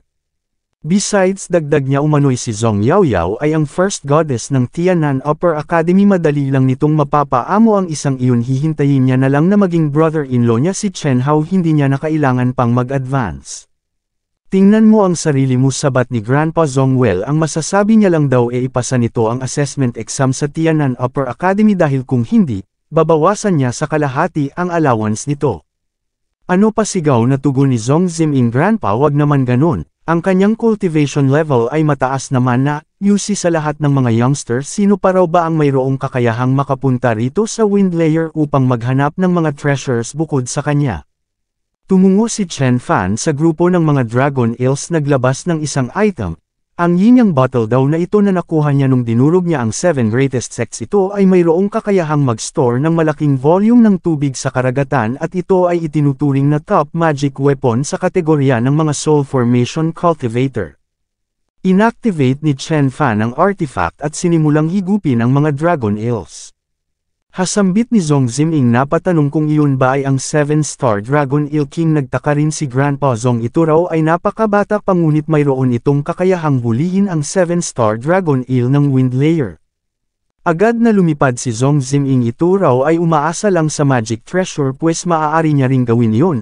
Agad na naghagis ng isang artifact fellow Taoist hayaan daw nitong tulungan niya ito nang bigla siyang tinamaan ng buntot ng Dragon Eel at tuluyan nang nahigop ni Chen Fan ang spiritual beast. Hasigaw ni Zong Ziming kay Chen Fan ninakaw daw nito ang kanyang 7-star Dragon Eel King ngunit sumagot lang ang ating bida na first come first serve nagtanong kung naiintindihan ba nito. Hay di bali tugon ni Zong Ziming nagtanong kung maaari ba nitong ibenta sa kanya ang 7-star Dragon Eel King mayroong mga elders sa kanilang clan na nalalapit na sa katapusan ng kanilang buhay gusto niya itong gamitin sa paggawa ng Dragon Blood Pill. Gayunpaman sumagot lang si Chen Fan na patawad ngunit kailangan niya ring i-extend ang buhay ng kanyang senior kaya hindi niya ito maaaring ibigay. Hatugon ni Zong Ziming nagtanong kung kilala ba siya nito siya ay member ng Zong family ng Linyang. Ahem sabat ni Grandpa Zong little friend ang kanilang Zong family raw ay hindi nambubuli sa iba maaari raw itong bumaba muna't sumakay sa kanilang barko na agad namang pinaunlakan ni Chen Fan. Ilang sandali pa si Grandpa Zong bago nagpakilala ay umubo muna. Sinabihan si Chen Fan na ang cultivation ito ay higit na nakahihigit kumpara sa kanyang ineffective na apo sabay ubo uli. Idinagdag ni Miss Zhong Yaoyao na kahit na ang isang ordinary na Yuanying cultivator ay walang kakayahang hulihin ng mag-isa ang isang 7-star Dragon Eel King, ngunit pa humble na sumagot si Chen Fan na siya ay umaasa lang sa Magic Treasure at nagtanong kung kailangan ba ni Mr. Zong ang 7-star Dragon Eel.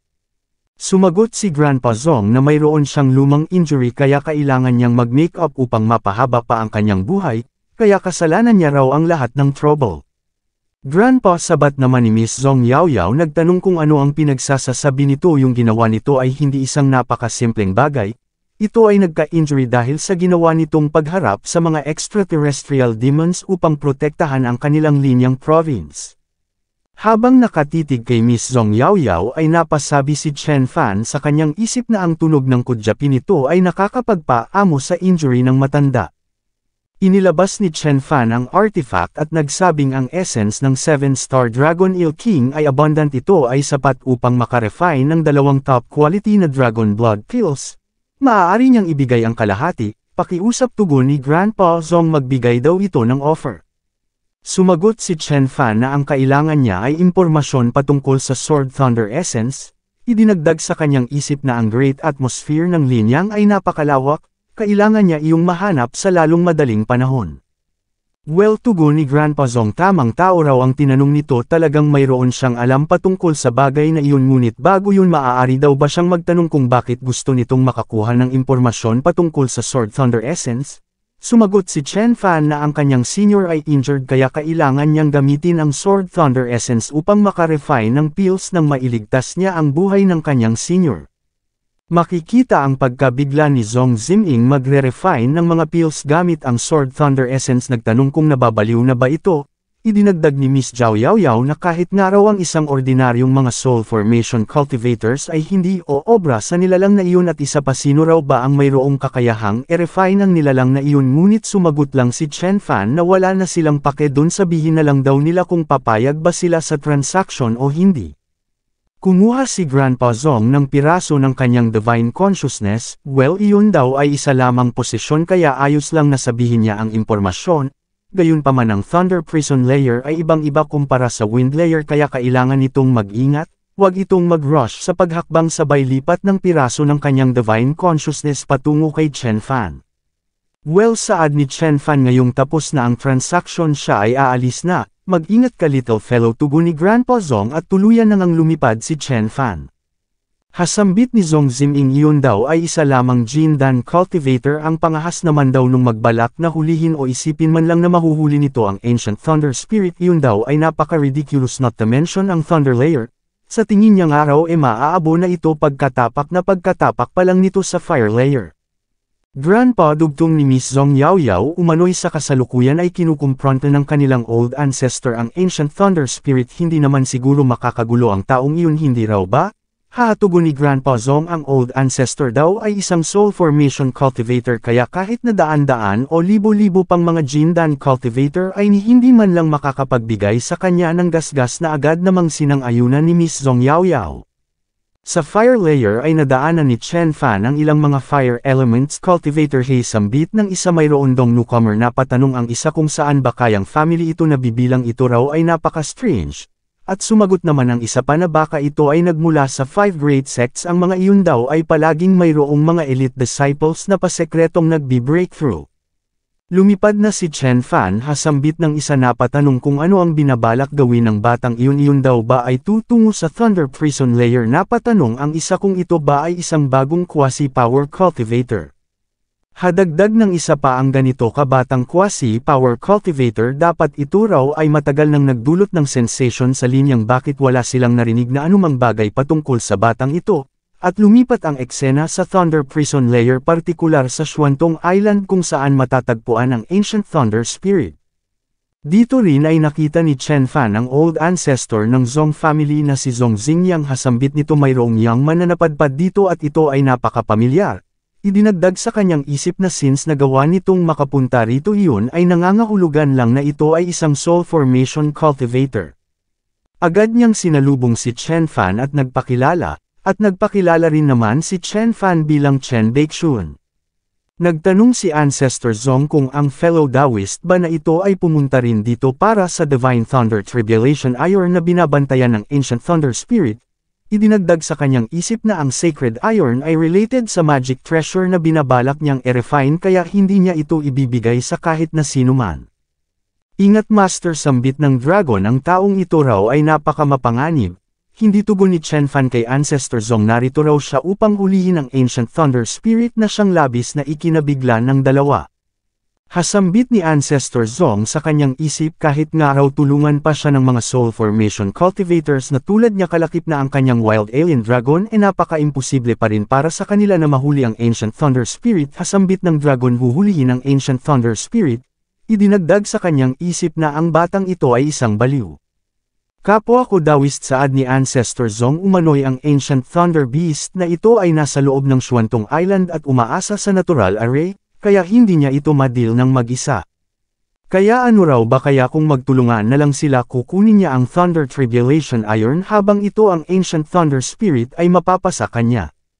Idinagdag sa kanyang isip na hanggat lumabas lang ang Ancient Thunder Spirit sa Xuantong Island, dali-dali niyang kukunin ang Thunder Tribulation Iron at agad natatakbo. After all, hindi niya naman sinabi ritong tutulungan niya ito sa paghuli sa Ancient Thunder Spirit dahil upang mahuli ito ng buhay natatakot siyang at least kakailanganin ng 3 Soul Formation Cultivators upang magkaroon ng tsansa. Okay, tugon ni Chen Fan, siya raw ay pumapayag sa gusto nitong mangyari.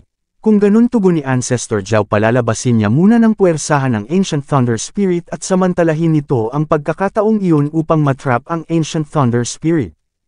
Agad na nagcast ng kung anong divine technique si Ancestor Zong kasabay ng Wild Alien Dragon, nagpakawala rekta sa Xuantong Island na siyang naging dahilan upang mabulabog ang Ancient Thunder Spirit na galit at lumabas. Agad na ipinirform ni Chen Fan ang true supernatural martial power upang i-entrap ang Ancient Thunder Spirit. Great opportunity, sigaw ni Ancestor Zong, agad na nagdash kasabay ng kanyang kaibigang dragon patungo sa island upang kunin ang mga Sacred Iron. Ilang sandali pa ay inactivate na ni Chen Fan ang artifact, hinigup ang Ancient Thunder Spirit, sinil sa harap mismo ni Ancestor Zong. Hasambit niya talagang nagawa nito, ito raw ay hindi kapanipaniwala. Nang biglang dumating ang flying ship ng Zong family, agad na sumalubong si Zong Ziming sa kanilang old ancestor, narito raw siya upang makita ito at lumapit na rin si Miss Zong Yaoyao at Grandpa Zong. Ang kapangyarihan ni Taoist Baeksuan ay boundless, saad ni Ancestor Zong sa ating bida, talagang hinahangaan niya raw ito. Lumingon siya sa tatlo, nagtanong kung bakit hindi nagbibigay galang ang mga ito sa North Mystic Celestial Lord. Siya nga pala ang North Mystic Celestial Lord ay ang siya ring mismong divine title ni Chen Fan na Immortal Baeksuan. Sadyang ibang translation lang ito at since nabasa na rin lang, magsasabon na lang ako, ang divine title na North Mystic Celestial Lord Baeksuan na lang ang gagamitin natin para hindi na magulo. Though hindi rin sinabi rito kung papaano nalaman ni Ancestor Zong ang patungkol sa title na ito ni Chen Fan, bigyan nyo na lang ng konsiderasyon ang author ng manhwa na ito, tao lang din yun, hindi perpekto. Makikita ang reaksyon ng tatlo. Hasambit ni Zong Ziming, ang unique na honorific name daw na ito, ano ito raw ba ay isang Great Soul Formation Cultivator North Mystic Celestial Lord? Pagtataka ni Miss Zong Yaoyao, habang nagtanong naman si Grandpa Zong kung talaga bang isang Great Soul Formation Cultivator ang binatang ito, napagtanto ng tatlo na mukhang pinaglalaroan lang daw pala sila nito kanina. Agad na lumuhad ang tatlo North Mystic Celestial Lord, saad ni Miss Zong Yaoyao, naway mapatawad nito ang kanyang kapatid sa ginawa nito kanina at sana'y mapatawad sila nito at hindi nila agad ito nakilala. Your Majesty, ito ay na-offend ng kanyang kapatid kanina, naway gawaran nito ng kapatawaran ang kanyang kapatid. Ano, sambit ni Ancestor Zong sabay lingon kay Zong Ziming, ito ay nang ahas na i-offend ang Divine Lord. Agad na nag-release ng napakatinding Divine Thunder Energy na siyang nagpasindak kay Zong Ziming habang nagmakaawa naman si Grandpa Zong sa old ancestor na patawarin nito ang kanyang apo. Gayunpaman, sinabi lang ni Ancestor Zong na ang mga ngahas na i-offend ang Divine Lord ay mamamatay. Idinagdag sa kanyang isip na kung mawawala si Zong Ziming, mayroon pa namang napakaraming ang Zong family, ngunit kung puprotektahan niya ito at ma-offend si Chen Baeksuan, iyon ay isang napakalaking loss. Sinabi ni Miss Zhong Yaoyao na maaaring ang kanyang nakababatang kapatid ay naging ignorant sapagkat hindi nito nalaman ang patungkol sa tunay na identity ng Divine Lord, gayunpaman pakiusap Old Ancestor maggawad daw ito ng awa, patawarin nito ang kanyang kapatid. Forget it, sabat ni Chen Fan, umano'y ayaw niyang may mamatay sa araw na ito. Isa pa inimbite siyang magtsaa ni Mr. Zong kanina at nagbigay ng impormasyon sa kanya patungkol sa Ancient Thunder Spirit, kaya yung ginawa ni Zong Ziming ay hindi na mahalaga.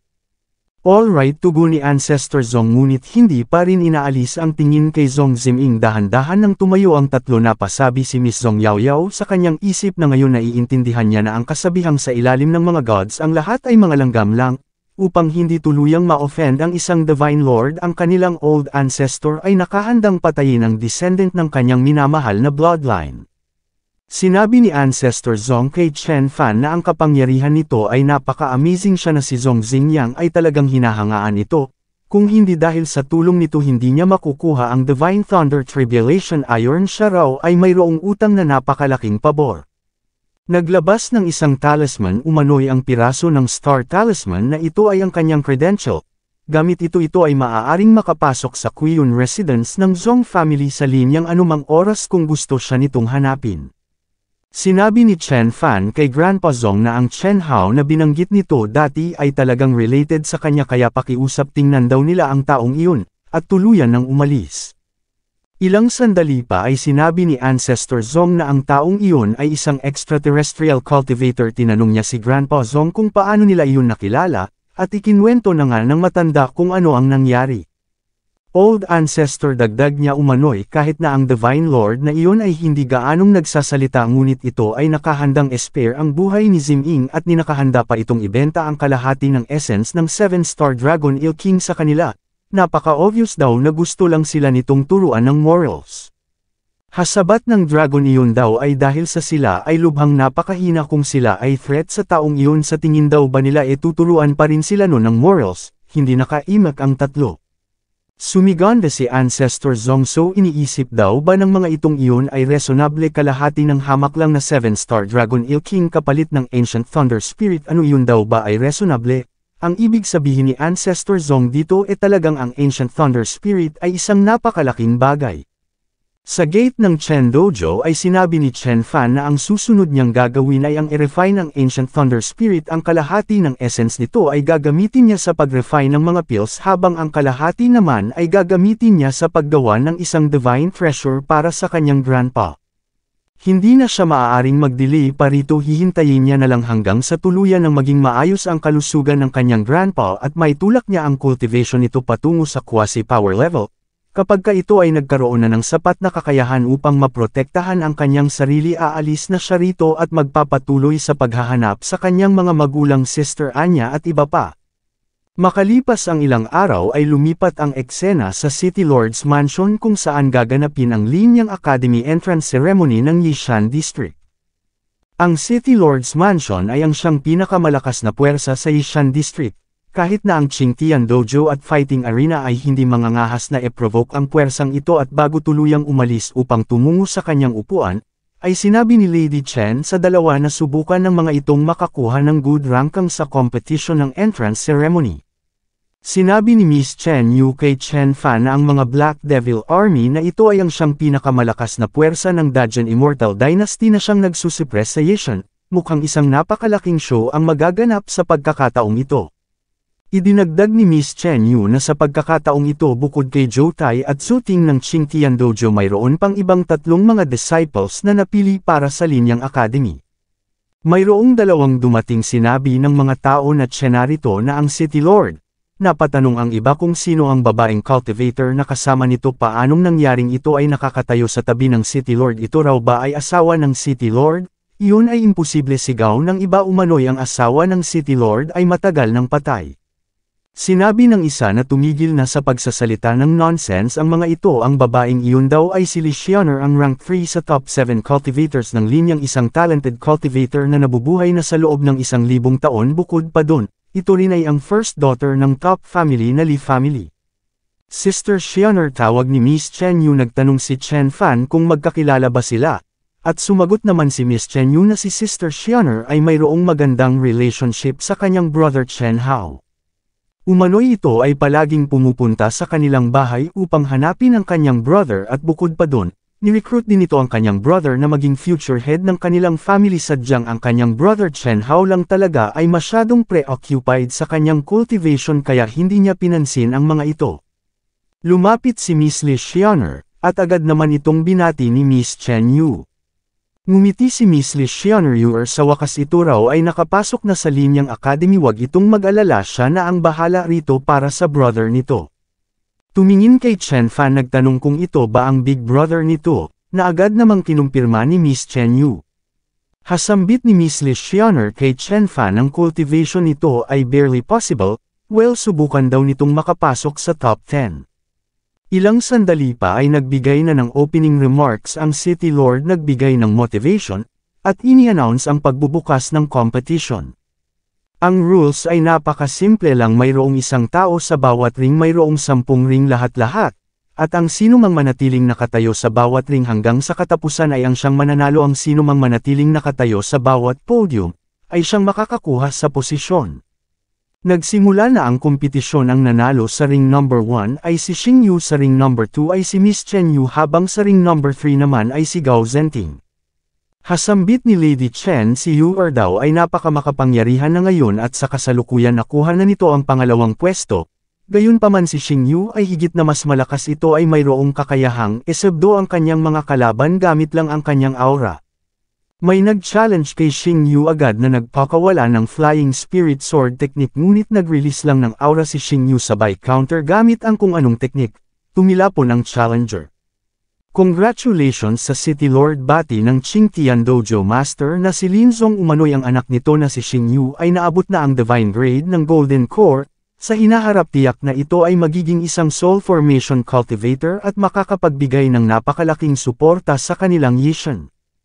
Hahatugon ng City Lord ang lahat daw ng ito ay salamat sa Mountain True Form Spirit Vein na ibinigay ng Li family at gabay ni Xianer.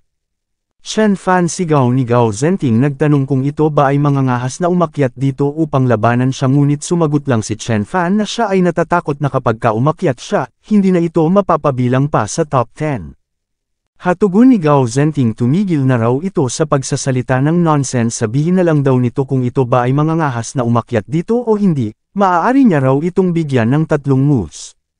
Thus, umakyat na nga si Chen Fan nagsabing mukhang ito raw ay medyo dissatisfied pa rin magmula nung dumating siya rito sa linyang nagtanong kung bakit. Sumagot si Gao Zhenting na dahil sa ito ay napakayabang sooner or later ito ay magdudulot lang ng trouble kay Yu Xiao Gao sigaw ni Lady Chen. Hasambit ni Senior Dong Hao ng linyang academy na patanong kung ito ba yung sinasabing kapatid ni Chen Hao, mukha raw itong napaka-average. Idinagdag ni Senior Lin Qingzhou na si Chen Hao ay isang natural talent habang ang sister naman nito ay napakalapit ng maabot ang Divine Grade ng Jindan o Golden Core level ngunit ang brother daw nila na ito ay napaka-poorly qualified, at maaaring ang 3 moves nito ay hindi makakabasag sa depensa ni Gao Zhenting. Idinagdag ni Miss Li Xianer na after all si Gao Zhenting ay anak ng Gao family malamang ito raw ay mayroong dalang top Jindan spiritual treasure. Ang isang hamak lang na ordinary Jindan cultivator ay walang magagawa laban sa kanya. Kung ganun tugon ni Senior Dong Hao sigurado na ang pagkatalo ng brat na ito. Agad na binitawan ni Chen Fan ang kanyang first move, habang inactivate naman ni Gao Zhenting ang kanyang spiritual treasure upang salagin ito. Hasambit ni Senior Dong Hao ito raw ay ang 6 Extreme Heavenly Rings sinasabing ang bawat ring nito ay isang Jindan level spiritual treasure. At ang 6 na rings ay mayroong special combination kaya ang mga cultivators na mababa sa Jindan level ay hinding-hindi ito magagawang mabasag not to mention 3 moves lang, kahit na 30 moves o 300 moves pa raw ang gamitin ng taong ito hinding-hindi niya ito mababasag. Hahasambit ni Gao Zhenting kay Chen Fan dapat aminin na lang daw nito ang kanyang pagkatalo ngunit nagpakawala lang ng second move ang ating bida na siyang nagpauga kay Gao Zhenting. Hasambit ni Senior Dong Hao sa kanyang pagkabigla mukhang ang batang ito raw pala ay mayroong mahusay na cultivation base. Chen Fan sigaw ni Gao Zhenting ano itinatago daw ba nito ang kanyang cultivation base ito ay nasa peak na ng Golden Core level tama raw ba? Gayunpaman maliban na lang kung ito ay mag-advance patungo sa Yuanying level dito hinding-hindi nito mababasag ang kanyang depensa. Sa araw na ito ipapakita niya raw rito ang agwat sa pagitan nito at sa kanilang mga geniuses, ibinuhos ang kanyang buong kapangyarihan. Chen Fan sumugod na raw ito ngayon na at ganoon na nga ang ginawa ni Chen Fan ngunit bigla siyang tumigil.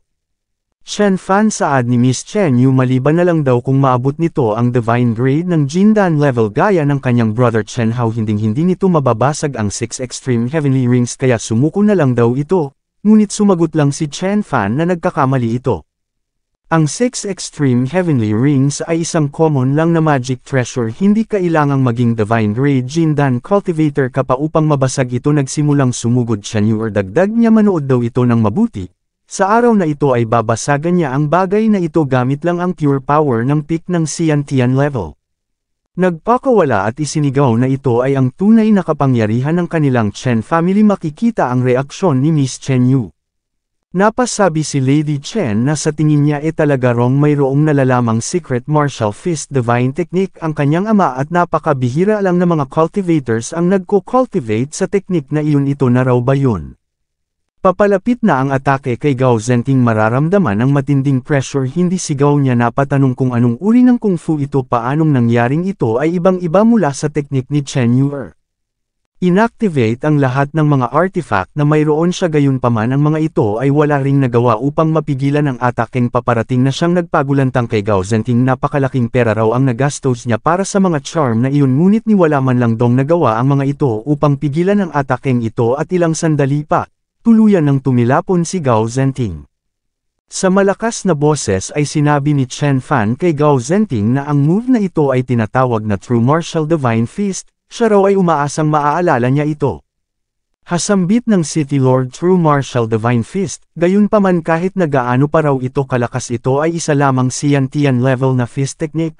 Well kung magagawa rong ma-hold ng kid na ito ang kanyang posisyon sa ring itiyak na makukuha nito ang 3rd place. Master bungad ng isang cultivator kay Master Lin Zong nagtanong kung talaga raw bang posibleng maaaring mabasag ang 6 Extreme Heavenly Rings gamit lang ang Xiantian cultivation. Sumagot si Master Lin Zong na although talaga rong mayroong ilang mga magic treasures na mayroong kakayahang mabasag ang 6 Extreme Heavenly Rings, ngunit yun ay napakahirap pa ring gawin kung ikaw ay walang tinataglay na napakatinding lakas. Sinabi ni Senior Dong Hao na ito ay hindi gumamit ng anumang magic weapons, ngunit tinalo nito ang isang magic weapon gamit lang ang isang fist technique na nasa peak ng Xiantian cultivation. Idinagdag ni Senior Lin Qingzhou na ang taong ito ay mayroong malalim na kaalaman pagdating sa fist technique, at bukod pa dun mukhang mayroon din itong malalim na inheritance pagdating sa mga fist techniques, hindi umimik si Miss Li Xianer. Heaven sambit ni Lady Chen ano talagang natalo ni Chen Fan si Gao Zenting, habang napasabi naman si Gao Zenting sa kanyang isip na ang 6 Extreme Heavenly Rings ay ang ultimate magic weapon ng kanyang ama kaya paanong nangyaring nagawa itong mabasag ng taong ito gamit lang ang isang suntok. Kamusta lingon ni Chen Fan kay Miss Chen Yu yun daw ba ay nakita nito ng malinaw? Hatugon ni Miss Chen Yu nagtanong kung ito ba talaga ay ang True Martial Divine Fist ng kanilang Chen family hindi naman daw sa ayaw niya itong i-practice. Sadyang pakiramdam niya lang daw talaga ito ay isang ordinaryo lang na fist technique.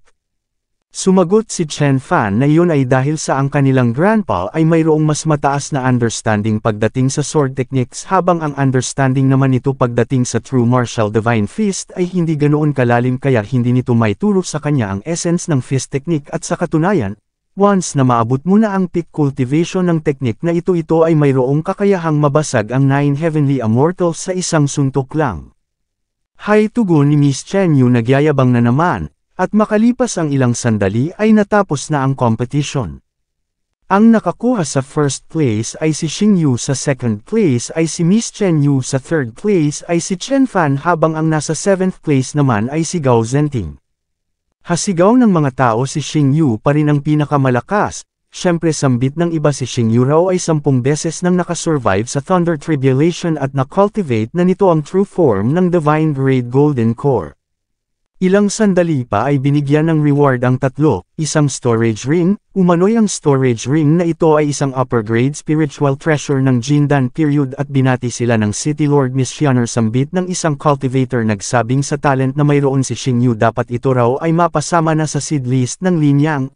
Sumagot si Miss Lichianer na hanggat ito ay makapasa lang sa examination ito ay agad nang mapupromote bilang kabilang sa 8th son ng Lin Yang. That's great, sambit ni Lady Chen habang nakatingin kay Chen Fan. Hindi niya raw ini-expect na ganito kahusay ang ipapakita nila, tiyak na magiging masaya raw yung matanda. Hasambit ni Miss Chen Yu, expected na raw na makukuha niya ang second place, good for him. Sabay tingin kay Chen Fan at nakuha nito ang third place, gayunpaman hindi man lang daw ito nagtangkang e-challenge si Xing Yu, habang napatanong naman si Chen Fan sa kanyang isip kung talaga bang kapatid niya ang isang ito nang bigla silang tinawag ni Miss Lichianer. Uy Sister Lichianer, tugon ni Miss Chen Yu. Nagtanong kung ano ang magagawa niya para rito. Sumagot si Miss Lichianer na may sasabihin siya, sumama raw ito sa kanya. Nagtanong si Miss Chen Yu kung ano yun at ano, hindi rin daw ba nito tatawagan si Chen Fan. Nag-alangang sumagot si Miss Lichianer, kaya si Senior Dong Hao na ang nagsalita. Nagsabing ang bagay na ito ay napaka-espesyal at napaka-mapanganib, kaya mas maiging wag na lang nilang i-involve pa si Chen Fan dito. Sinabi ni Lady Chen na ngunit si Xiao Fan ay nakakuha ng third place sa entrance ceremony. Sumagot si Miss Lichianer na si Chen Fan ay isa lamang ordinary Jindan cultivator at bukod pa dun ito rin ay magiging isang ordinary lang na student ng Lin Yang Academy sa hinaharap, kaya ito ay hindi qualified na mag-participate, tanging mga elite disciples lang ang eligible para sa Jindan Life and Death Battle. Jindan Life and Death Battle, patanong na tugon ni Lady Chen. Ngunit si Xiao Fan daw ay isa ng Jindan cultivator. Ito ay tama na sabat ni Chen Fan, ayaw niya rin daw namang mag-participate sa pambatang larong iyon. Little aunt, mayroon pa raw siyang gagawin kaya mauuna na siya, at umalis na nga si Chen Fan. Sinabi ni Miss Chen Yu na obviously ito raw ay hindi qualified, ngunit kung magsalita ito parang siya pa ang tumanggi. Well, dugtong ni Miss Lichianer, at least ito raw ay mayroong self-awareness. Ilang sandali pa ay lumipat ang eksena sa isang partikular na lugar kung saan nakapark ang isang flying ship. Dito ay binati si Chen Fan ni Master Hu, Brother Chen, pakiusap. Tumuloy daw ito at tumungo na nga sila sa loob.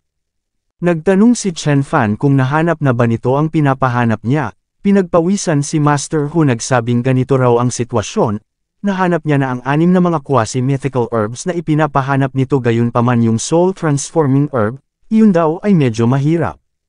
O tugon ni Chen Fan, nagtanong kung ano ang mahirap doon, ngunit nagtanong lang si Master Hu kung narinig na ba nito ang patungkol sa Jindan Life and Death Battle. Umano'y ang Jindan Life and Death Battle ay hinahayaang magtipon ang lahat ng mga cultivator sa linyang battle arena, at maglaban-laban sa bingit ng buhay at kamatayan. Sa kabilang dako naman ay sinabi ni Senior Lin Qingzhou na ang battle na ito ay dadaluhan ng lahat ng 7 sons, at ng mga elite disciples ng Lin Yang. Not to mention ang reward, ang mapatalas nila ang kanilang mga sarili habang nakikipaglaban sa life and death, iyon daw ay isang napakalaking benefit. At since sila ay destined na mag-participate sa Jindan Life and Death Battle sa hinaharap, isang napakalaking benefit para sa kanila na mapanood ang mangyayaring battle. Idinagdag ni Miss Lichianer na doon ay makikita nila kung ano ang lakas na tinataglay ng kasalukuyang top Jindan cultivators ng linyang. Nagpatuloy sa pagpapaliwanag si Miss Lichianer, makikita ang reaksyon ng tatlo. So sambit ni Gao Zhenting, nagtanong kung ano ang reward sa pagkakataong ito. Sumagot si Senior Dong Hao na corresponding sa panganib na mayroon ang battle na ito. Siyempre ang mga rewards din daw ay napaka-luxurious at ang isa sa pinakamahalagang rewards doon ay isang quasi-divine medicine. Sa kabilang dako naman ay idinagdag ni Master Hu na originally sa nakaraan ay walang rewards na quasi-divine medicine, gayunpaman sa pagkakataong ito since mayroong napakaraming puwersa na magpa-participate, ang Heavenly Life and Death Stage ay magbibigay ng Soul Transforming Grass. Ang napaka-rare na Soul Transforming Grass na ito ay ang siyang pinakabukod tangi lang na lumitaw sa nagdaang ilang libong taon sa 4 na surrounding starfields, kaya kapag na-miss nila ang pagkakataong ito, hindi nila alam kung kailan pa o saan makakahanap ng ganoong uri ng napaka-rare na herb. Kung ang reward lang daw sana na ito ay within sa ring ng kanilang martial arts arena, maaari niya raw sana itong ibigay ng direkta kay Brother Chen. Gayunpaman ang Jindan Life and Death Battle ay isang event na hinuhost ng linyang headquarters, involved din dito ang ilang mga major powers, kaya siya ay walang right na mag-intervene. Idinagdag ni Master Hu na ang event na ito ay dadaluhan ng lahat ng mga top Jindan cultivators ng buong linyang at iba pang mga extraterrestrial geniuses, though mayroon daw siyang ilang mga tao doon na maaaring makapasok sa top 10, napaka-imposible raw para sa mga iyon na makuha ang first place. So tugon ni Chen Fan nagtanong kung ano ang ibig nitong sabihin. Sumagot si Master Hu na gusto niya itong pakiusapang personal na lumaban doon at secure ang first place para sa kanya. Tumayo at nagpakita ng sinseridad at idinagdag na ang Jindan Life and Death Battle na ito ay ang sharing stage upang mag-compete sa isa't isa ang lahat ng kanilang 10 distrito bukod pa doon ang chief ng linyang fighting arena ay magre-retire na kaya kapag nakuha ng tao niya ang unang pwesto sa gaganaping battle, siya na ang makakakuha sa posisyon na bibitawan ng chief. Kapag iyon ay nagawa ni Brother Chen hindi lang sa ibibigay niya rito ng libre ang 6 na quasi-divine medicines, bibigyan niya rin ito ng isa pang immortal divine medicine. Hatugon ni Chen Fan nagtanong kung ganoon bakit hindi ang paniniwala nito sa kanyang ability. Brother Chen tugon ni Master Hu umano'y ito ay ang pinaka-unfathomable na tao na na-meet niya sa buong buhay niya. Ang cultivation ng kanyang attendant na si Chamberlain ay napakalalim at tago maging siya ay hindi niya alam kung papaano papatayin ang taong iyon. Ngunit ito nagawa niya itong patayin ng pasekreto, kaya napakalaki ng respeto niya rito. Isa pa ang naging champion sa nakaraang Jindan Life and Death Battle ay walang iba kundi ang sariling brother nito ang genius na si Chen Hao. Kaya ang magkaroon ng ganoong younger brother natural lang na ang cultivation nito ay mas profound pa tama raw ba? O tugon ni Chen Fan so si Chen Hao daw pala ang nakakuha sa first place nung nakaraang taon. Gayunpaman siya raw ay isa lamang ordinary Jindan cultivator kaya maaari daw ba siyang mag-participate doon? Sumagot si Master Hu na iyon ay hindi magiging problema at nagbigay ng paliwanag. Well tugon ni Chen Fan kung ganoon tatanggapin niya ang offer nito ngunit, gusto niyang palitan ang isang kondisyon. Pakiusap tugon ni Master Hu sabihin daw nito, sinabi ni Chen Fan na kapag nakaupo na ito bilang chief ng linyang arena gusto niyang gamitin nito ang authority nito upang mang-alap ng impormasyon at balita patungkol sa dalawang tao. Ang mysterious at unpredictable na Chanji Pavilion ay ang siyang in charge sa mga top secret information ng universe maging ito man ay patungkol sa buhay na binabagtas patungkol sa mga major gods at mga holy places at kahit na mga mysterious news patungkol sa demon world at immortal world, ang lahat ay hawak ng mga iyon. Kaya kapag ito na ang siyang naging chief administrator, magkakaroon na ito ng right na mag-inquire doon ng libre. Hatugon ni Master Hu so alam daw pala nito ang patungkol sa Chanji Pavilion, nagtataka raw siya kung anong impormasyon ang gusto nitong makuha, sumagot si Chen Fan na sadyang balita lang patungkol sa dalawang kamag-anak. Mula doon ay lumipat ang eksena sa isang celestial gate kung saan sinabi ni Master Hu na ang Jindan Life and Death Battle ay maipapanalo ng isang team, hanggat ang isang miyembro ay mananatiling nakatayo hanggang sa huli. Kadalasan ang mga malalakas na impluwensya ay nagpapadala ng isang grupo ng mga elites upang ma-ensure na sila ay makakarating sa tuktok. Idinagdag na ang mga ito ay ang mga dating masters ng second level ng Yishan Arena at kung sila ay mananalo sa battle na ito hindi lang sa silang lahat ay makakatanggap ng reward, igagawad niya rin ng advance ang request ng mga ito. Bago nagsalita ay umubo muna si Mr. Gui Chi Master Ho kapag ito raw ay nangako na puprotektahan nito ang kanyang family at mga descendants sa loob ng 1,000 taon din ang humble niyang buhay na ito ay ibebenta niya rito. Sinabi ni Miss Huling na ito ay nangakong tutulungan siya nitong mahanap kung nasaan ang kinaroroonan ng kanyang sister Master Hu wag daw nitong kalimutan ang kanyang pangako. Sinabi ni Miss Guang Han na ayaw niya ng anumang reward isang bagay lang ang kailangan niya. Sinabi ni Yin Dao na wala siyang anumang kondisyon talagang gusto niya lang labanan ang mga malalakas, at idinagdag naman ni Mr. Xiong-er na wag itong mag-alala na kahanda siyang lumaban hanggang kamatayan basta't makuha lang nito ang kanyang minimithing posisyon.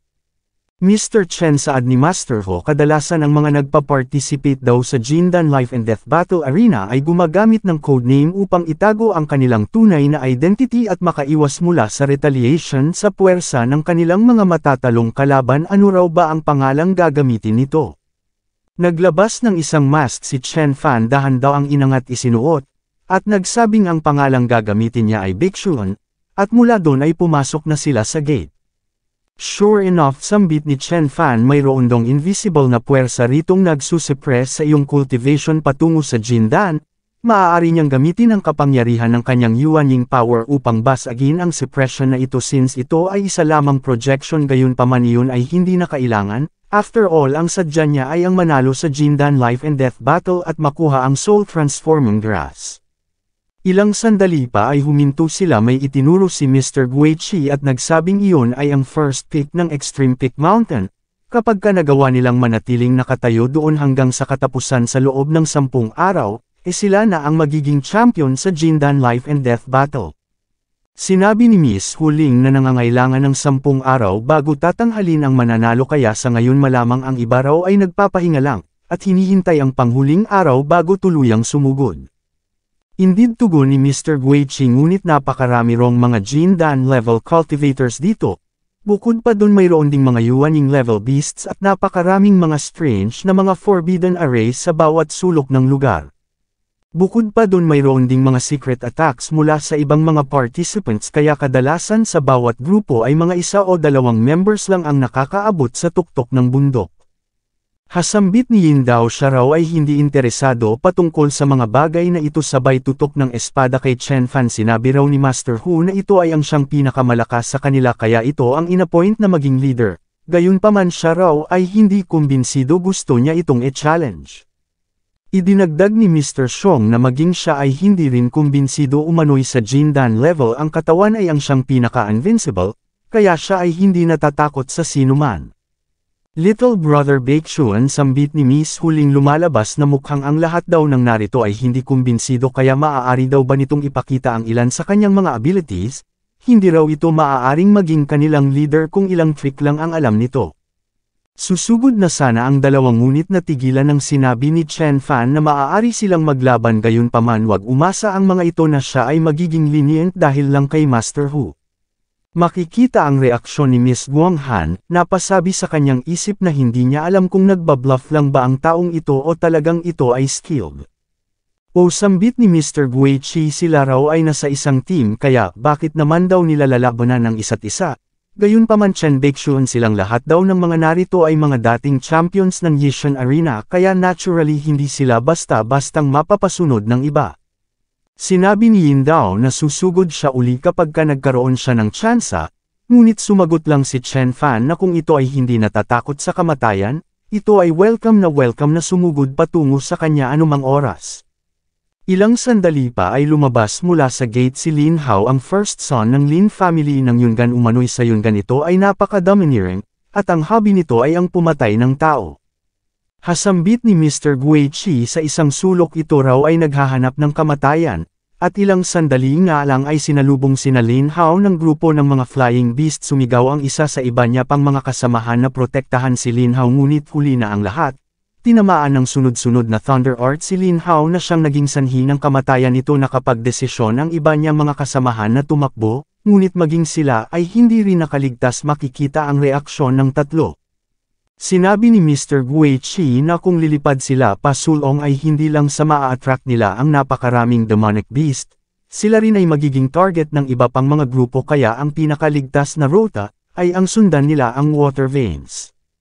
Sinabi ni Mr. Xiong na makikinig sila rito dahil ito ay veteran ng 10 life and death battles thus bumaba na nga sila at sinundan ng agos ng water vein, nang biglang bumulaga sa kanila ang isang tiger beast.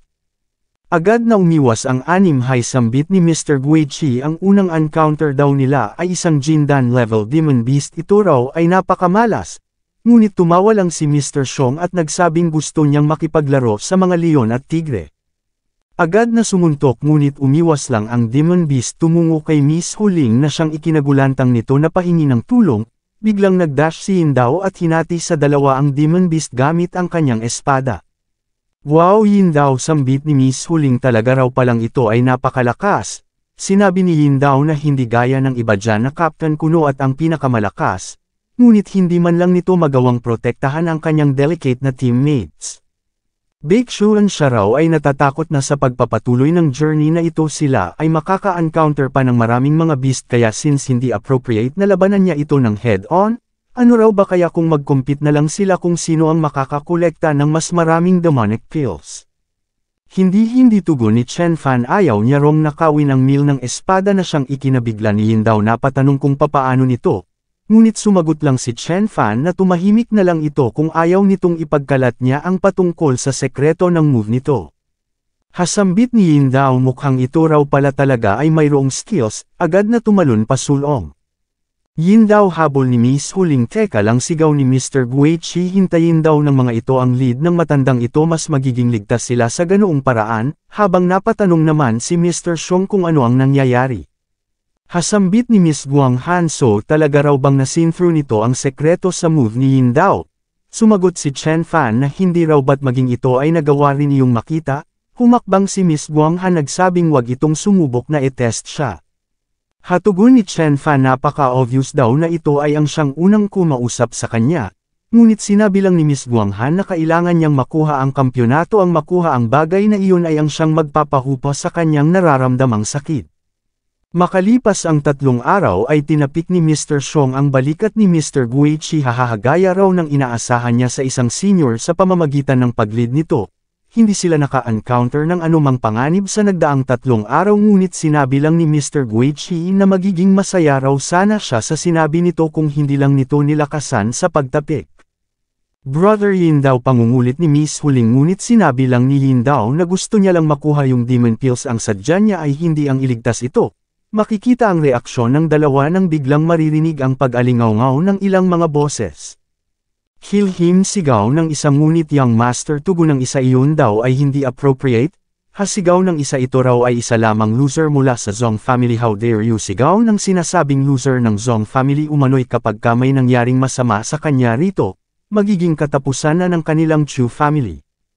Hasambit ni Miss Guang Han mukhang mayroon dong naglalaban, at sinabi naman ni Chen Fan na mukhang ito ay sa pagitan ng Zong at Chu family. Sinabi ni Mr. Guichi na sa ngayon ay mayroon silang 2 options, at kailangan nila itong i-discuss bago tuluyang mag-decide kung ano ang kanilang gagawin. Ang pinakaligtas na paraan ay ang mag-take sila ng long way at iwasan ang nangyayaring laban na ito, o kaya naman salakayin ang 2 grupong ito e-eliminate, at paghatian ang kanilang mga treasures at pag-aari, ngunit kapag ganoon ang ginawa nila hindi rin may iwasang hindi sila makakabalik ng buo. Ang 2 options na ito ay parehong magpapadelay sa progress ng kanilang journey, ano raw ba ang pipiliin nila? Kill sambit ni Yin daw sinabi ni Miss Huling na makikinig siya kay Brother Yin, sinabi ni Mr. Xiong na sumugod sila ng direkta siya ay hindi natatakot sa mga ito, habang sinabi naman ni Miss Guang Han na umikot na lang sila at i-reserve ang kanilang lakas. Umikot sambit ni Mr. Guichi well maaaring hindi lang sila ang grupo na gagawin ang bagay na iyon ngunit iyon ay ang pinakaligtas na paraan, Captain ano raw ba sa tingin nito sabay tingin kay Chen Fan. Sinabi ni Chen Fan na bibigyan niya ang mga ito ng isa pang option, siya ay pupunta doon upang i-check at i-assess ang sitwasyon saka na sila magde-decide, hintayin lang daw siya ng mga ito rito. Well tugon ni Mr. Guichi ang binabalak daw nito ay mayroong sense gayunpaman kailangan nitong itago ng maayos ang kanyang sarili, dahil ang Chu at Zong family ay kabilang sa mga big families ng linyang maaaring ang mga ito ay mayroon ng mga nakahandang ilang treasures upang i-monitor ang surrounding area. Well sambit ni Mr. Xiong sabay tawa kapag ka ito ay namatay paghahatian na lang daw nila ang property nito sinabi ni Miss Huling na kapag ka ito ay nahuli maaaring sila ay tumungo doon upang iligtas ito, at sinabi naman ni Yin Dao na kapag ka ito ay nahuli at naging hostage, wag na itong umasa pang susuko sila para lang sa kapakanan nito. Well tugon ni Chen Fan kung ganoon salamat daw sa kabaitan nila, at tuluyan ng umalis. Sa kabilang dako ay sumisigaw ang isang boses na wag lumapit ang mga ito, na mapag-aalamang si Zong Ziming. Idinagdag na kapag siya ay pinatay ng mga ito ang soul mirror na nasa kanyang kamay ay ire-record ang kanilang soul information at masisend pabalik sa Zong family kapag iyon ay nangyari, ang mga ito ay hinding-hindi na makakatakas mula sa Zong family sa natitirang parte ng kanilang buhay. Hasambit ng isa ang Chu family ay matatakot sa paghihiganti ng family nito wag daw siya nitong patawanin. May sinabi rin ng isa pa sumigaw si Zong Ziming na siya raw at ang pinsan ng mga ito na si Chu Xuanji ay magkaibigan talaga raw bang mangangahas ang mga itong gawin ang bagay na ito. Hatugon ng dalawa wag daw nitong banggitin dito ang babaeng iyon ay isa lamang hamak na babaeng naging number 1 sa kanilang generation dahil sa ang kanilang family head ay bulag, sa kasamaang palad ito ay mamamatay dito at nagpakawala ang dalawa ng isang combine attack. Napakamalas sigaw ni Zhong Ziming, nang biglang mayroong humarang sa atakeng paparating. Nagulat ang dalawa na patanong kung sino ito, ngunit sinabi lang ni Chen Fan na pakawalan ng mga ito ang taong ito at hahayaan niyang magpatuloy ang kanilang buhay sa mundong ito. Bullshit, sambit ng isa, ang mga narito raw ay mga Jindan cultivators lang lahat at sa synergy na mayroon silang magkapatid sila ay invincible dito, puro salita, ano naman daw ba ang magagawa nito? Sinabi ng isa na hindi na kailangang magsalita, papatayin na rin nila maging ang isang ito. Brother Este, Senior Este Master, sambit ni Zhong Ziming, hindi niya raw alam kung ano ang itatawag niya rito, ngunit kapag nagawa raw siya nitong mailigtas, iginagarantiya niyang ito ay babayaran ng Zhong family. Pinalibutan sila ng ilan pang mga cultivators ng Chu family. Sambit ni Chen Fan ang Chu family. Lumalabas na pagkatapos niyang bumalik ay mayroon pa ring ilang bagay na hindi nagbago sa mga ito. Agad na inilabas ang kanyang iconic na flying sword, pinagtatatagpas ang tatlong cultivators. Ano, sambit ng kung sino mang Chu, ito ang kanilang mga defensive treasures ay hindi gumana. Paano raw nangyaring ang mga ito ay nagawang mapatay sa loob lang ng ilang segundo? Ang mga ito raw ay mga cultivators na nasa peak level ng Jindan stage. Go to hell, sigaw ng magkapatid sabay pakawala ng isang combined attack, ngunit napakadali lang itong sinalo ni Chen Fan. Nagsabing mayroon ding gap sa pagitan ng mga Jindan cultivators. Ano yun daw ba ay hindi naiintindihan ng mga ito? Who the hell are you, pasigaw na tanong ng dalawa. Gayunpaman sumagot lang si Chen Fan na bago siya pumasok dito ay mayroong nagsabi sa kanya na kailangan niyang manatiling anonymous at magsuot ng mask upang maiwasan ang retaliation paglabas niya. Although siya ay nag-cooperate, ngunit ang nasa kanyang puso, bakit naman daw siya matatakot mula sa paghihiganti? Ang ginawa niya ay isa lamang disguise upang maitago ang kanyang tunay na kapangyarihan at makuha ang kanyang goal. Kung kaya wag magmadali dahil hindi magtatagal at ere-reveal niya rin ang kanyang tunay na cultivation at hahayaan mismong ma-witness ng lahat ng mga cultivators ng Chu family. Sa kasamaang palad, iyon ay hindi na masasaksihan pa ng dalawang ito sabay pakawala ng kung anong salamang. Kaagad na nagcast ng defensive spell ang dalawa, inactivate ang lahat ng kanilang dalang mga defensive treasure, sinubukang tumakbo, nang biglang may tumama sa kanila, naglahong parang bula. Hindi makapaniwala si Zhong Ziming sa kanyang nasaksihan, napatanong kung talaga bang namatay na ang kambal ng Chu family. Agad na nagbigay galang kay Chen Fan. Grabe, ito raw ay napakalakas, Senior Este Master, ano raw ba ang itatawag niya rito? Ngunit hinubad lang ni Chen Fan saglit ang kanyang maskara. Ano, sambit ni Zhong Ziming sa kanyang pagkabigla. Baeksuan Este, si Divine Lord Baeksuan.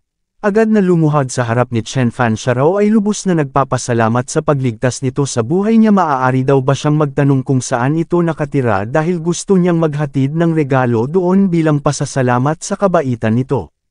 Sumagot si Chen Fan na iyon ay hindi na kailangan dahil sa hindi katagalan ay bibisita rin naman siya sa Zhong family. Mayroon siyang kailangang i-discuss kay Ancestor Zhong, at bukod pa dun wag nitong ipagsabi ang patungkol sa pagpunta niya rito. May iniabot si Chen Fan umano'y ang amulet na ito ay mayroong kakayahang itago ang katawan at paghinga nito, makakatulong upang ito ay makaalis ng ligtas dito. Gayunpaman hindi nito magagamit ang trace ng kanyang true essence dahil kapag ginawa niya iyon, ang effects ng amulet na ito ay mawawala. Yes, tugon ni Zhong Ziming, salamat Divine Lord, saad niya, kung ganun mauuna na siyang umalis at ganoon na nga ang ginawa niya. Kinolekta ni Chen Fan ang lahat ng mga resources na nasa paligid. Umano'y ang paglinis sa battlefield ay isang magandang habit. Ang maliit na perang ito at mga treasures na walang halaga para sa kanya na nakuha niya ay maaari niyang ibigay sa dojo ng kanyang grandpa. Inactivate ang kanyang eyebrow, sinunog ang lahat ng ebidensya, at bumalik na sa kanyang grupo. Dito ay sinabi ni Mr. Guichi na mayroong napakatinding ingay na nagmula doon. Mayroon daw bang malakas na taong nakialam doon upang e-control ang scene? Idinagdag ni Miss Huling na ang energy na nag-erupt mula doon ay napaka-horrible. Oo, tugon ni Chen Fan, talaga rong mayroong isang makapangyarihang cultivator na napadaan doon. Kinontrol nito ang sitwasyon, magpatuloy na raw sila. 4 na araw bago sumapit ang pang-10 araw ay sinabi ni Mr. Guichi na sa wakas narito na sila malapit sa tuktok ng bundok. Ang lugar na ito ay napakaligtas at napakadali lang na i-defend. Maaari daw muna silang magpahinga rito at mag-adjust, bukas na lang sila magsisimulang umakyat. Hahahatanda sambit ni Mr. Xiong sabay akbay kay Mr. Guichi napakahusay daw ng ginawa nitong trabaho sa paglid sa daan. Wala silang na-encounter na malaking panganib buong araw ngunit sumagot lang si Mr. Guichi na mas magiging masaya raw sana siya kung hindi ganoon kabigat ang braso nito. Gui saad ni Yin daw nagtanong kung mayroon bang fixed path sa pag-akyat sa bundok na ito. Sumagot si Mr. Guichi na dito sa labas talaga rong mayroong dalawang mas maiging mountain paths. Ang daan patungo sa taas at ang staircase na narito ay protektado ng boundary. Ang daan ay malawak at flat, mahirap para sa mga normal na demons na makapasok, at ang mga traps ay napakahirap na i-set up. Well, tugon ni Miss Huling, ngunit yun din daw ay nangangahulugan lang na sa path na iyon ay may makakasabay silang mga competitors at maaari nilang harapin ng advance ang kamatayan. Oo, tugon ni Mr. Guichi, kaya sinabi niya rong sa labas. Mayroong maraming mga wilderness trails dito na walang mga boundary protection, ngunit syempre madali lang din silang makakasalubong ng mga demon beast sa path na ito o kaya naman mahulog sa mga traps. Kung ganun, sabat ni Miss Guanghan, kung ganun anong path ang babagtasin nila? Well, sambit ni Chen Fan, bukas na lang daw sila mag-decide, sa ngayon ay mas prefer niyang pakinggan ang advice ni Old Guichi na magpahinga na muna rito. Hasambit ni Yin daw kay Chen Fan, pagkatapos ng lahat ng ito lalabanan niya raw ito nang matapos na ang kay-abangan nito. Okay, sabat ni Miss Huling, sinabihan si Yin daw na bakit hindi muna ito maglakad-lakad kasama niya, at nagpahinga na nga ang iba. Sinabi ni Mr. Xiong na gusto niya na raw sanang mag-rush paakyat ng bundok, gayunpaman kailangan niyang makinig kay Old Guichi. Dahil ito ay palaging tama at ilang segundo lang ay nakatulog na si Mr. Xiong, nagmeditate si Miss Guanghan habang nagpahinga na rin ang matanda. Ilang sandali pa malapit sa mismong kinaroroonan nila ay makikita ang ilang mga cultivators na ito na mapag-aalamang nagmula sa Qingtian Dojo. Sinabi ng isa na ang mga ito ay nakapasok na sa trap na kanilang inihanda, gayunpaman ang dalawa sa mga ito ay tumungo sa kung saan. Sinabi ng isa na salamat sa may-ari ng napakamahal na treasure na ito ay nakatulong sa kanila na maler ang ilang grupo ng napakadali, ito raw ay good harvest. Sinabi ni Miss Su Ting na ngunit bago raw sila umalis ay sinabi nung may-ari ng treasure na umano'y ang quasi-immortal magic treasure na ito ay maaari lang na magamit ng 5 beses at sa loob lang ng napakaikling sandali, at pagkatapos nun ay hindi na nila ito maaari pang magamit dahil kailangan nitong sumailalim sa 100 taong recovery period. Well, sambit ng lalaki, iyon daw ay hindi na mahalaga, after all kailangan nilang umasa sa kanilang sariling mga abilities sa Mountain Peak, hindi sa ambush, kaya mas maiging gamitin na nila ito rito. Nagbigay ng order na i-activate ang Heaven Stealing Map, ito na raw ang kanilang huling harvest. Talagang ito na ang huli, sambit ng isang boses sabay tagpa sa leeg ng isang cultivator, ito raw ay napakahina. Joe Tai, sigaw ng lalaki, nag-infuse ng energy si Miss Su Ting patungo sa kanyang sandata, damit sigaw niya, magbabayad daw ang mga ito sa ginawa nila sa kanyang brother, nang biglang nasa harap niya na si Mr. Xiong. Sinalo ng direkta ang latigo, hahaha, matagal-tagal na raw magmula nung huli siyang makapaglaro ng tali, napasigaw si Miss Su Ting, hawak na siya ngayon ni Mr. Xiong, napamura ang lalaki. What the hell, sigaw niya, hindi raw ba't natutulog ang mga ito? Nang biglang nagcast ng kung anong spell si Miss Huling patungo sa kanya, nagtanong kung kamusta ang kanyang illusion kung ikukumpara sa kanilang Heaven Stealing Map. Hasambit ni Mr. Guichi, maging ang matandang ito raw na kilala bilang veteran ay naloko nung una, tanging si Bixuan lang ang nakapansin sa trap. Sinabi ni Chen Fan na ang Heaven Stealing Map na ito ay malapit na sa quality ng isang immortal artifact, kaya salamat daw sa regalo ng mga ito. Mukhang ang Qingtian Dojo naman daw pala ay napakabait. Sinabi ng isa na tinatanggap na nila ang pagkatalo, ibibigay niya ang lahat ng kanilang pag-aari, hayaan lang sila nitong makaalis dito ng buhay. Idinagdag sa kanyang isip na kailangan niya munang iligtas ang kanyang sister saka na siya maghahanap ng pagkakataong umatake. Hasambit ni Mr. Guichi, nagtanong kung ano sa tingin nila. Sinabi ni Yin daw sa lalaki na nahulog sila sa trap ng mga ito at muntik na silang patayin ng mga ito, at ngayong napag-alaman ng mga itong sila ay nahulog din sa kanilang trap, gusto ng mga itong hayaan nilang makaalis ang mga ito. Fellow, sabat ni Miss Guanghan, kapag tinanggap daw nito ang pagkatalo rito ang image nito ay masisira. Brother, sigaw ni Miss Zu Ting, at bigla na lang bumagsak. Hasigaw ng lalaki ang mga ito raw ay lumagpas na sa linya ang mga ito ay lalabanan ng Qingtian family at Qingtian dojo hanggang kamatayan agad na sumugod patungo kay Miss Guang Han gamit ang isang palm technique ngunit ni hindi man lang ito gumalaw. Na siyang ipinagtaka ng lalaki split seconds na patanong sa kanyang isip kung bakit hindi gumagalaw ang babaeng ito ano mayroon pa raw bang itinatagong trick ang mga ito, at nang kokonekta na nga siya ay bigla na lang nag-activate ang isang protective formation. Ano sambit nito na patanong kung paano ito naging posible wala raw siyang nakikita ritong anumang protective spells o kaya naman mga jade plates. Well sambit ni Chen Fan na mapag-aalamang siyang nag-cast ng spell after all may rason daw kung bakit siya ang captain. Hapalag naman ni Yin daw ito raw ay isang hamak lang na body shield one-on-one sigaw ni Mr. Xiong gusto niya rong subukan ang palm technique nito. Gayunpaman biglang may kung anong bagay na iniharang si Mr. Guichi nagsabing ito at si Yin daw ay nagkaroon na ng good time kaya bigyan naman daw siya ng mga ito ng kaunting karne. Ang kanyang flag ay hindi na makapaghintay pa na malamon ang divine soul ng taong ito at makalipas ang ilang segundo, kalansay na lang ang natira sa lalaki. Napahawak si Mr. Guichi sa kanyang balikat mukhang aksidente niya rong nasobrahan sa puwersa lumalabas na mukhang talagang tumatanda na siya, at nagpatuloy sa pagyayabang ng pasimple. Nagtanong si Miss Guang Han kay Chen Fan kung papaano nito na-detect ang ambush tugon ni Chen Fan hindi raw ba't maging ito ay napansin din iyon. Huwag mo akong subukan tugon ni Miss Guang Han at napasabi naman si Chen Fan na mukhang ang conversation na ito ay nangyari na dati. Ilang sandali pa ay maririnig ang boses ng isang individual ginigising si Chen Fan, Xiao Fan gising na sambit ni Qiyong. Gayunpaman ito pala ay isang panaginip lang ang gumigising pala talaga sa kanya ay si Mr. Xiong. Hasambit ni Yin daw ang matulog ito ng ganito ano iniisip daw ba nitong ang buhay nito ay napakahaba, idinagdag ni Miss Huling na ang mas nakapagtataka ito ay natutulog ng napakahimbing ano ito raw ba ay dahil sa nagkaroon ito ng napakagandang panaginip, okay sabat ni Mr. Guichi tumuloy na raw sila. Napasabi si Chen Fan sa kanyang isip na ito ay ang unang pagkakataon na nanaginip siya patungkol kay Qiyong magmula nung magkahiwalay sila Qiyong hintayin lang daw siya nito, pupuntahan niya ito sa lalong madaling panahon. Sinabi ni Mr. Guichi na ito na ang oras upang mag-decide sila kung saan sila dadaan sa mountain road ba sa hagdan, o sa wild road. Gayunpaman silang lahat ay mayroong iba't ibang preference hanggang sa nagpas siyang humiwalay ang dalawa. Sinabi ni Yin daw na ang mga martial artist ay dapat na maging fearless gusto niyang magpatuloy sa paghamon sa mga malalakas. Actually dagdag ni Miss Huling hindi naman daw necessary na magsama-sama sila hindi raw ba? Kaya kung ang mga ito ay hindi sasama sa daan na gusto nilang bagtasin hindi nila pipilitin ang mga ito.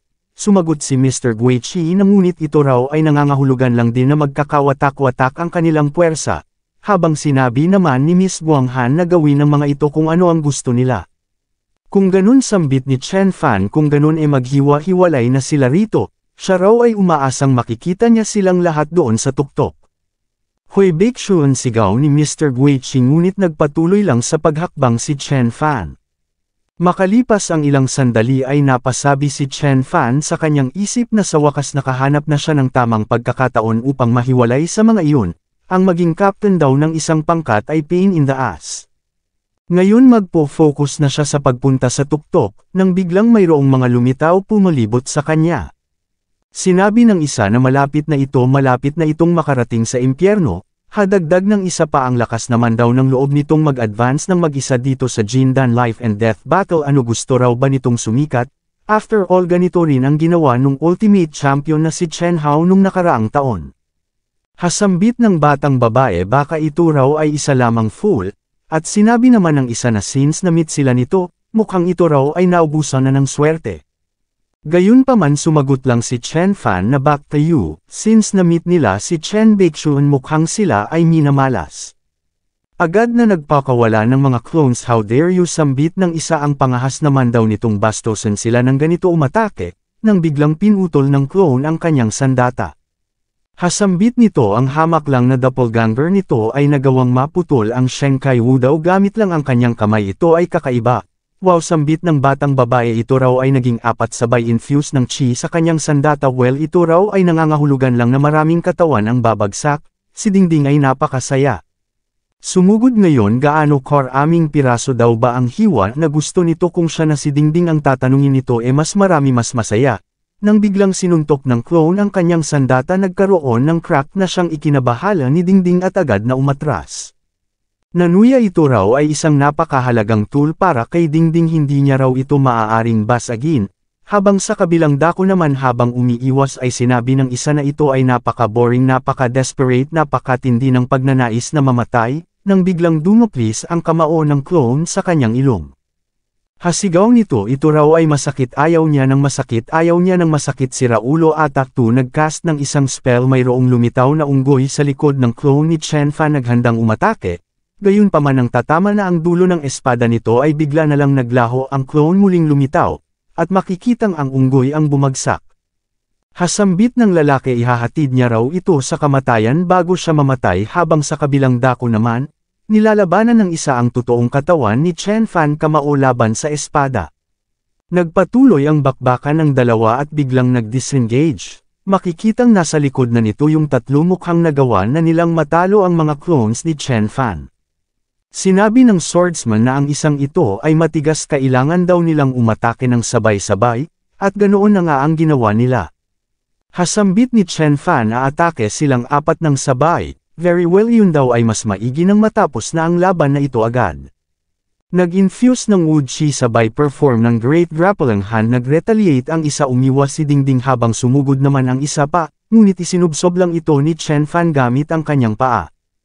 Aatake sana ang swordsman nang biglang nag-cast si Chen Fan ng mas malakas pa na Divine Grappling Hand.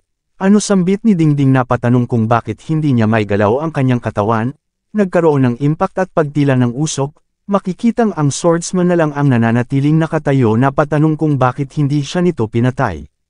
Sinabi ni Chen Fan na ang pangalan ng skill na ginagamit nito ay ang Lei Pen, espada ang hawak nito yet ang ipini-perform nito ay isang blade skill, kung hindi lang daw sa nakilala niya ito agad malamang mabubugbog siya nung matanda. Ano ang ibig mong sabihin tanong ng swordsman sinabi ni Chen Fan na ito ay ang second disciple ni Chen Huaiyan tama raw ba? What the hell ang kailangan mo sigaw ng swordsman bakit hindi pa siya nito pinatay? Wag daw siya nitong gamitin upang persecute ang Chen Dojo dahil mas pipiliin niya pang mamatay. Alas tugon ni Chen Fan sabay talikod at hakbang papalayo ito ay pumunta rito sa Jindan Life and Death Battle ng pasekreto hindi nito hiningi ang permiso ni Chen Huaiyan tama raw ba? Hindi niya raw ito tutulungang itago ang patungkol dito bumalik na raw ito doon at ipaliwanag mismo ang kanyang sarili doon sa matanda. Lumipad at idinagdag na tandaan nito bumalik na ito agad ngayon din, wag na itong humakbang papasulong kung ayaw nitong mag-shatter at maging alikabok. Napasabi ang lalaki sa kanyang isip na obviously ang ginamit niya ay ang Thunder Sword technique ang ibang mga tao ay hindi pamilyar sa technique na ito kaya basically walang makakakilala sa technique na ito bukod sa mga taga Chen Dojo. Napatingin sa bangkay ng kanyang mga kasamahan ang technique daw na ginamit nito ay napaka-terrifying, who the hell daw ba kasi ang taong iyon? Grandpa sambit ni Chen Fan sa kanyang isip sana lang daw ay hindi niya na muling makita pa ang disciple nito rito dahil talagang hindi siya mahusay pagdating sa pagpapatawad.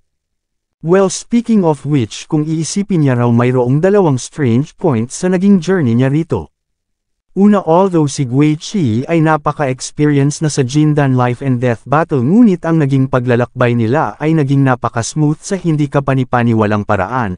Ang isa pang bagay bago siya pumasok dito ay sinabi ni Master Hu na maraming mga extraterrestrial forces ang magpa-participate ngunit bakit wala siyang nakitang sino man, kung makakahuli raw sana siya ng ilan sa mga iyon makakakolekta sana siya ng ilang impormasyon patungkol sa kanyang family. Well di bale kung talaga mang mayroong kakaibang nangyayari dito o wala bibigyan niya lang ito ng isang slash at kukunin ang first place, kukunin niya ang Soul Transforming Grass para sa kanyang grandpa.